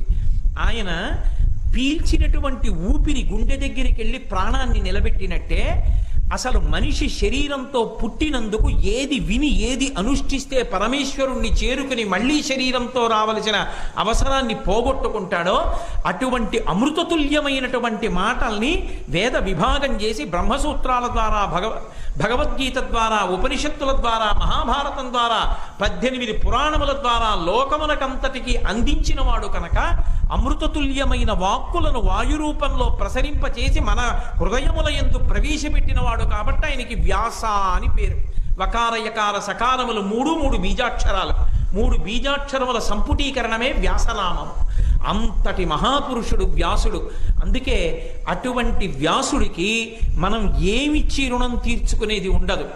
ఆయన గురించి చెప్తూ ఒకటే మాట చెప్తారు, ఆయన 4 ముఖములు లేనివాడు, కానీ ఆయన బ్రహ్మతో సమానమైనటువంటి వాడు. ఆయన ద్విబాహుస్య హరిర్సమః, ఆయన 2 బాహువులతో ఉండేవాడు, కానీ విష్ణువుతో సమానమైనటువంటి వాడు. అచతుర్వదనో బ్రహ్మ, ఆయన 4 బాహువులు లేక 4 ముఖములు లేక బ్రహ్మ, 2 బాహువులతో ఉన్నటువంటి విష్ణువు, 3వ కన్ను లేకపోయినప్పటికీ కూడా అపాలనేత్ర శంభు, 3వ కన్ను లేకపోయినటువంటి పరమశివుడు వ్యాసుడి రూపంలో ఈ భూమి మీద తిరిగాడు. 3 మూర్తుల యొక్క స్వరూపం వ్యాసుడు. చిరంజీవి. ఇప్పటికీ వ్యాస భగవానుడు ఉన్నాడు. వ్యాస భగవానుడు ఇప్పటికీ తిరుగుతూనే ఉంటాడు. ప్రతి చోట వ్యాసుడు నిలబడుతూ ఉంటాడు. ఇది ఎంత పరమ సత్యం అంటే పుట్టినరోజు నాడు తప్పకుండా చదువుకోవలసినటువంటి శ్లోకం ఒకటి ఉన్నది. అది చిరంజీవులకు సంబంధించినటువంటి శ్లోకం. అశ్వత్థామ బలిర్వ్యాసో అన్న శ్లోకం 7 చిరంజీవుల పేర్లు చెప్తుంది. అందులో వ్యాస భగవానుడి పేరుంది. ఆ పేరు తలుచుకుని ఆ 7 చిరంజీవుల పేర్లు తలుచుకు తీరాలి. అప్పుడు వచ్చే పుట్టినరోజు కూడా చేసుకుంటాడు. ఆ వ్యాసుడు చిరంజీవి.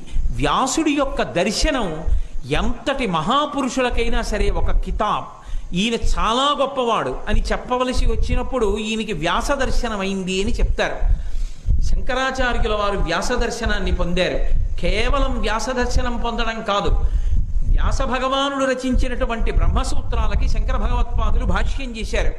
భాష్యం చేస్తే వ్యాసుల వారు ఆ భాష్యం విని ఎంత పొంగిపోయారంటే, నేను ఏ భావనతో రచన చేశానో ఆ భావనతోనే వ్యాఖ్యానం చేశాడు. కాబట్టి నేను శంకరాచార్యుల వారిని కలుస్తానని వ్యాసుడిగా ఒకవేళ వచ్చేస్తే శంకరాచార్యుల వారు మాట్లాడరు. శంకరాచార్యుల వారు వినయానికి మారుపేరు. వ్యాసుడికి నమస్కరించి నోరు విప్పి మాట్లాడరని వృద్ధ బ్రాహ్మణ వేషంలో వచ్చారు కాశీపట్టణానికి. వచ్చి ఏమి నువ్వు బ్రహ్మసూత్రాలకి భాష్యం చేశావుట, ఏది చూపించమన్నారు. అప్పటికి 16వ ఏళ్ళలో ఉన్నారు. శంకరాచార్యుల వారి శరీరం వదిలిపెట్టేయాలి, చెప్పమన్నారు. ఇద్దరూ కూర్చున్నారు. శంకరాచార్యుల వారు ఒక్కొక్క సిద్ధాంతాన్ని చెప్తున్నారు. భాష్యం చేసినప్పుడు ఆ భాష్యం తను ఎలా రచన చేశారో చెప్తున్నారు. వింటున్నాడు వ్యాసుడు. విని శంకరులతో వాదన మొదలుపెట్టాడు. వాదన మొదలు పెట్టడం అన్న మాటని కొంచెం జాగ్రత్తగా అర్థం చేసుకోవాలి. వాదన 3 రకాలుగా ఉంటుంది. వాదనగా ఉండడం, జల్పంగా ఉండడం, వితండంగా ఉండడం అని 3 మాటలు. వాదన అంటే సత్యాన్ని తెలుసుకోవడం కోసం అవతల వారితో ఉన్న మాట ఉన్నట్టుగా మాట్లాడితే వాదన. తన నోటికొచ్చింది ఏదైతే అది మాట్లాడితే జల్పం. వాడికి దాని గురించి తెలియదు, అయినా ఏదో మాట్లాడేస్తుంటాడు, అది జల్పం. వితండం అంటే తననుకున్నదే నిజమని చెప్పడానికి అవతల వాడిని ఓడించేసెయ్యాలన్న కోరికతో హద్దు తప్పి తన ఇష్టం వచ్చినట్టు మాట్లాడితే వితండవాదన చేశాడంటారు. వ్యాసుడు శంకరులు ఏం చెప్పినా సరే తన ఇష్టం వచ్చినట్లు వాదిస్తున్నాడు. కొన్ని రోజులు గడిచిపోయి ఇద్దరి మధ్య అలా వాదన నడుస్తూనే ఉంది. పద్మపాదాచార్యుల వారు గుర్తుపట్టారు, ఈయన వృద్ధ బ్రాహ్మణుడు కాదు, వ్యాసాచార్యుల వారు వచ్చారు ఈ రూపంలోని. చూసి ఆయన అన్నారు, ఓహో శంకర సాక్షాత్ వ్యాసో నారాయణ స్వయం తయోర్ మధ్యే వివాదే కింకరో కింకరిష్యతి. వ్యాసుడేమో సాక్షాత్ నారాయణుడు, శంకరాచార్యుల వారేమో సాక్షాత్ పరమశివుడు. వీళ్ళిద్దరి మధ్య వాదన వస్తే కింకరో కింకరిష్యతి, కింకరులం మేమేం చేస్తాం, ఇలా చూస్తూ నించోవడం తప్ప ఎన్ని రోజులైపోయినా అన్నారు. పద్మపాదాచార్యుల వారు ఈ మాట అనేటప్పటికీ శంకరాచార్యుల వారు గుర్తుపట్టారు, వచ్చిన వారు వ్యాస భగవానుడు. అయ్యా మీ నిజస్వరూపం చూపించండి అన్నారు. అంటే వ్యాసుడు వ్యాసుడిగా దర్శనమిచ్చి ఆశీర్వచనం చేశాడు. శంకర, మీరు చేసినటువంటి బ్రహ్మసూత్ర భాష్యానికి పరవశించాను. అంటే శంకరులు అన్నారు, 16వ సంవత్సరం వచ్చింది, నేను అవతార పరిసమాప్తి చేస్తానన్నారు. అవతార పరిసమాప్తి చేయడానికి వీలు లేదు. నువ్వు అవతార పరిసమాప్తి చేస్తే ఇంత సారవంతమైన గ్రంథాన్ని ప్రచారం చేసేవాడు ఎవరుంటాడు లోకంలో? అందుకే నా ఆజ్ఞ మేరకు ఇంకొక 16 సంవత్సరములు నువ్వు జీవించు. బ్రహ్మగారిని పిలుస్తున్నాను నీకు ఆయుర్దాయం ఇవ్వడానికని బ్రహ్మగారిని పిలిచారు. శంకరుల జీవితంలో త్రిమూర్తులు నిలబడినటువంటి ఘట్టం. ఆయుర్దాయం ఇవ్వడానికి బ్రహ్మగారు వచ్చారు, నారాయణ స్వరూపుడైన వ్యాసుడు నించున్నాడు, పరమశివ స్వరూపుడైన శంకరాచార్యుల వారు నించున్నారు. బ్రహ్మ విష్ణు మహేశ్వరులు ముగ్గురు నించున్నారు. బ్రహ్మగారు వచ్చి అన్నారు, సాక్షాత్తు శంకరుడే శంకరాచార్యుల వారిగా భూమి మీద తిరుగుతున్నాడు, ఆయనకి నేను ఆయుర్దాయం ఇవ్వడమా? మీ ఇచ్చ వచ్చినంత కాలం ఈ భూమి మీద ఉండండి అన్నారు. అంటే శంకరులు అన్నారు, నేను అలా ఉండను, వ్యాసుడు నన్ను ఇంకొక 16 సంవత్సరములు ఉండమన్నాడు, కాబట్టి 32 ఏళ్ళు ఉంటాను, బ్రహ్మసూత్ర భాష్యాన్ని ప్రచారం చేస్తానని బ్రహ్మసూత్ర భాష్యాన్ని ప్రచారం చేశారు. వ్యాస భగవానుడు శంకర భగవత్పాదుల విషయంలో అంత ప్రీతిని పొంది బ్రహ్మసూత్ర భాష్యం మీద వాదన చేసి దాన్ని ప్రచారం చేయడానికి ఇంకొక 16 సంవత్సరముల ఆయుర్దాయం ఇచ్చాడంటే వ్యాస శంకరులు ఈ దేశానికి చేసిన సేవ ఎంత గొప్పదో, వ్యాస శంకరుల్ని స్మరించకపోవడం ఎంత మహాపాపమో, ఎంత కృతజ్ఞతతో అర్థం అవుతుంది. అంతటి మహానుభావుడు వ్యాసుడు. అందుకే ఆ వ్యాసుడు ఒక్కటి కాదు, ఇన్ని లోకానికి ఇచ్చేసిన తర్వాత కూడా నైరాస్యాన్ని పొందాడు. ఒకప్పుడు సరస్వతీ నదీ తీరంలో కూర్చుని ఇన్ని ఇచ్చాను లోకానికి, వేద విభాగం చేశాను, ఉపనిషత్తులు ఇచ్చాను, భగవద్గీతలు ఇచ్చాను, బ్రహ్మసూత్రాలు ఇచ్చాను, అష్టాదశ పురాణాలు ఇచ్చాను, అయినా నా మనసు ఎందుకో వెలితిగా ఉంది, ఎందుకు నాకు ఇలా నిరాశగా ఉన్నది అని ఒక చోట కూర్చున్నాడు. నారద మహర్షి వచ్చాడు. వచ్చి పిలుస్తూనే అద్భుతమైన మాటలతో పిలిచాడు. ధాతవు, భారతశ్రుతి విధాతవు, వేద పదార్థ జాత విజ్ఞాతవు, కామ ముఖ్య రిపుషట్క విజేతవు, వినీతుడవీవు చెలించి. ఏమిటయా వ్యాస, నువ్వే సామాన్యమైనటువంటి వాడివా? ధాతవు, ధాత అంటే సమస్తము తన యందున్నవాడు, ఆయనకి తెలియని విషయం లేదు. ధాతవు, భారత శృతి విధాతవు, భారతమనబడేటటువంటి కొత్త వేదాన్ని రచించిన వాడివి, పంచమ వేదాన్ని. నువ్వు బ్రహ్మతత్వ నిర్ణేతవు, పరబ్రహ్మం ఎలా ఉంటుందో చెప్పగలిగినటువంటి వాడివి, ఆ తత్వాన్ని నిర్ణయించగలిగినటువంటి వాడివి. పైగా కామ ముఖ్య రిపుషట్క విజేతవు, కామ క్రోధ మద మోహ లోభ మాత్సర్యములనేటటువంటి 6 శత్రువుల్ని గెలిచినటువంటి వాడివి, యోగినేతవు. నువ్వు గొప్ప యోగాన్ని నేర్చుకున్నవాడివి, యోగివి. అటువంటి వాడివి చల్లరే కాతుర కైబడిన్ భగవ కారణమేమి పరాశరత్మజ.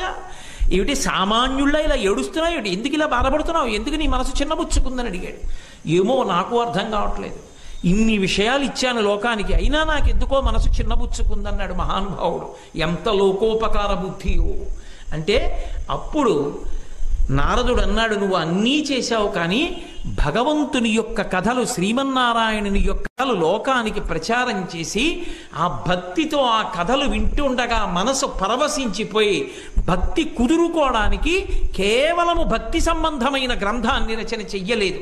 కాబట్టి హరినామస్తుతి చేయు కావ్యము సువర్ణాంభోజి హంసావళీ సురుచిభ్రాజితమై మానస సరస్ఫూర్తిన్ వెలుంగొందు శ్రీ హరినామస్తుతి లేని కావ్యము విచిత్రార్థాన్వితం వయ్యు శ్రీకరమయ్యుండదయోగ్య దుర్మదనత్కాకోల కర్తాకృతిన్. ఎన్ని గ్రంథములను రచన చేసినప్పటికీ శ్రీహరి నామములను, శ్రీహరి యొక్క కథలను, పరమ భక్తిని వర్ణించినటువంటి గ్రంథాలు ఏ స్థాయికి వెళ్ళిపోతాయంటే ఆ విష్ణునామాన్ని పేర్కొనకపోతే, విష్ణు భక్తిని ప్రచారం చెయ్యలేకపోతే దాని వలన అవి పిండం పెట్టే రేవులైపోతాయి. మానస సరోవరంతో సమానమవుతుంది విష్ణుభక్తి. కాబట్టి విష్ణుభక్తితో కూడుకున్న గ్రంథాన్ని రచన చేయవయా అన్నాడు. అంటే మహానుభావుడు నారదుడు చెప్పేటప్పుడు ఏ విష్ణు కేవలము అపశబ్దంబుల కూడియున్ హరికథాలాపనంబుల్ అవి సరిగ్గా పలుకుతున్నాడా పలకట్లేదా అన్నదానితో కూడా సంబంధం లేదు. హరికథలు ఒకడికొకడు చెప్పుకునేటప్పుడు సరిగా చెప్పుకోకపోయినా సరే ఆ కథలు చెప్పుకుంటూ స్మరిస్తూ జపములు చేయుచు వినులన్ వినుచు అశ్రాంతంబు వాకృచ్చుచున్ తపసుల్ సాధులు ధన్యులౌదురు కదా. తత్వజ్ఞ చింతింపుమా. ఆ విష్ణు కథలు అలా చెప్పుకుంటారే, ఆ కథలతో కూడిన గ్రంథాన్ని నువ్వు రచన చెయ్యొద్దు, భగవంతుని యొక్క అవతారాలు వర్ణించద్దు, అందుకని అటువంటి గ్రంథాన్ని రచన చెయ్యి అన్నాడు. అంటే అప్పుడు లోకానికి అంతటికీ కూడా అందించడానికి భక్తి సారంతో కూడుకున్నటువంటి భాగవత గ్రంథాన్ని రచించి 18 స్కందములతో రచించి 12 స్కందములతో రచించి మనకందరికీ కూడా అందించినటువంటి మహానుభావుడు వ్యాస భగవానుడు. ఆ వ్యాస భగవానుడు లేనినాడు అసలు వాంగ్మయం కాదు, మనుష్య జన్మ చీకటి. అటువంటి వాడు అంతటి మహానుభావుడైనటువంటి వ్యాసుణ్ణి స్మరించాలి, స్మరించి నమస్కరించాలి, వ్యాసుణ్ణి పిలిచి పూజ చెయ్యాలి. వ్యాసుణ్ణి పిలిచి పూజ చెయ్యండి అని ఇంకొక తిథి నిర్ణయం చేస్తే మా అబ్బాయి ఉపనయనం ఉందండి, మా తమ్ముడి పెళ్ళి ఉందండి అని వెళ్ళిపోతారని ఎవరూ ఏ శుభకార్యాలు చేసుకోనటువంటి ఆషాఢమాసంలో శుక్లపక్ష పౌర్ణమిని వ్యాస పౌర్ణమిగా నిర్ణయించారు. ఆ రోజున పూజ చేయవలసినది వ్యాసుడొక్కడినే. వ్యాసుడికే పూజ, వ్యాసుడికే గౌరవం. ఆ రోజున వ్యాస పంచకం వేసి శంకర భగవత్పాదుల యొక్క శిష్యుల్ని నిమ్మకాయల్లోకి ఆవాహన చేసి మంటపంలోకి పిలుస్తారు. పిలిచి వాళ్ళందరికీ కూడా పూజ చేసి ఆ తత్ప్రసాదాన్ని అందరికీ అందిస్తారు.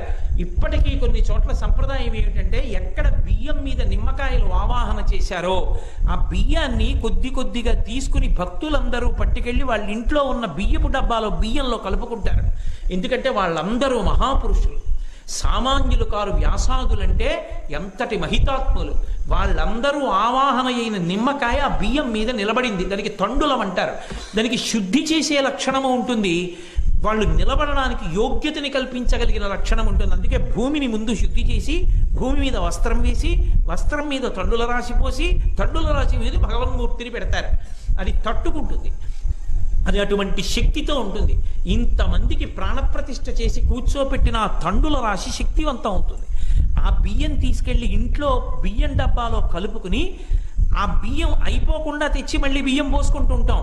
అది తినడం వల్ల ఆచార్యానుగ్రహం చేత ఇంట్లో పుట్టేటటువంటి పిల్లలు భక్తి జ్ఞానాలతో ఉంటారని, ఆ ఇల్లు సర్వమంగళములకు కారణమవుతుందని తప్పకుండా ఆ రోజు ఉదయం వ్యాస భగవానుణ్ణి పూజ చేస్తారు. వ్యాసుడు ఎవరిలో ఉంటాడు అంటే గురువులో ఉంటాడు. గురువులో ఉండి అందుకే ఆయన పెట్టుకున్న పీఠాన్ని కూడా వ్యాసపీఠం అనే పిలుస్తారు. గురువుని వ్యాసుడు ఆవహించి తాను చెప్పిన విషయాన్ని గురువుల చేత చెప్పించి లోకానికి ఉన్న అంధకారాన్ని తొలగిస్తాడు. అందుకని ఆ రోజున గురువు గారిని తప్పకుండా దర్శనం చేసి నమస్కరించి చక్కగా గురువుని సత్కరిస్తారు. రేపటి రోజున మనందరం కూడా మా గురువు గారిని సత్కరించి వారి యొక్క ఆశీస్సులు అందుకుంటాం. రేపు ఉదయం 7:30 ఆ గురుమండలానికి అంతటికీ కూడా ఆరాధన జరుగుతుంది. వారందరూ వచ్చి అక్కడ నిలబడతారు. చిట్ట చివర అందరం లేచి నిలబడి దక్షిణామూర్తి స్తోత్రంతో వారందరికీ నమస్కారం చేస్తాం. అక్కడ ఉన్నటువంటి బ్రహ్మస్థానం పూజనంతటిని నిర్వహింపచేస్తే మిగిలిన వాళ్ళందరూ ఏం చెయ్యాలని అడిగారు. అందరూ నిలబడి దక్షిణామూర్తి స్తోత్రం చెప్పాలి. కనీసం సభలో ఉన్న వాళ్ళందరూ చెప్పకపోతే ఆ సభలో ఉన్నటువంటి వాడు ఎవరైనా ఒకడైనా లేచి దక్షిణామూర్తి స్తోత్రం చెప్పాలి. నోటికి రాకపోతే పుస్తకం చూసన్నా చదవాలి. బ్రహ్మస్థానంలో ఉన్న వాళ్ళు చదవరు దక్షిణామూర్తి స్తోత్రం, సభలో ఉన్న వాళ్ళు ఎవరైనా చదవాలి. అలా జరుపుకునేటటువంటి పరమ పవిత్రమైనటువంటి రోజు గురు పౌర్ణమి. ఆ గురు పౌర్ణమి వ్యాస పౌర్ణమి.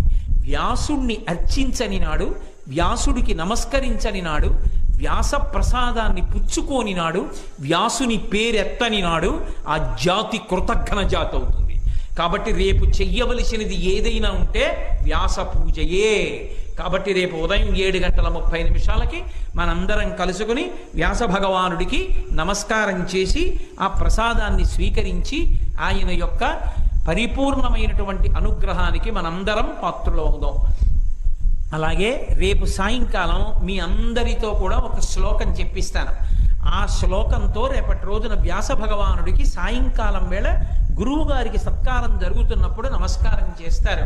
కాబట్టి మనందరం కూడా రేపు మళ్ళీ ఉదయం 7:30 కలుసుకుందాం. కలుసుకుని చక్కగా ఆ పూజ చూసి ఆ ప్రసాదాన్ని తీసుకుని ధన్యులవుదాం.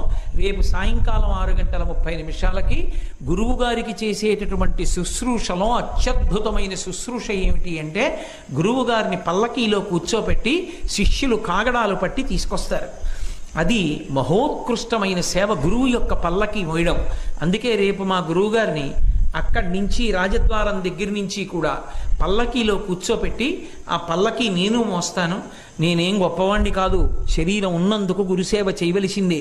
కాబట్టి పల్లకీ పట్టి అందరం కాగడాల వెలుతురులో గురువు గారిని ఇక్కడికి తీసుకొచ్చి స్వామి దర్శనం అయిన తరువాత చక్కగా ఈ వేదిక మీద కూర్చోపెట్టి గురువు గారికి అర్చన చేసి మనందరం కూడా గురువుగారి యొక్క అనుగ్రహ భాషణాన్ని విని వారి ఆశీస్సుల్ని పొందుదాం.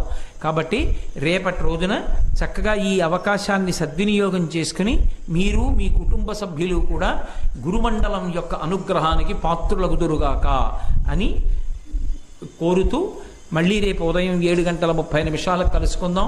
మంగళాశాసనపరై పదాచార్య పురోగమై సర్వైశ్చ పూర్వైరాచార్యై సత్కృతాయాస్తు మంగళం. మంగళం కోసలేంద్రాయ మహనీయ గుణాత్మనే చక్రవర్తి తనూజాయ సర్వభౌమ.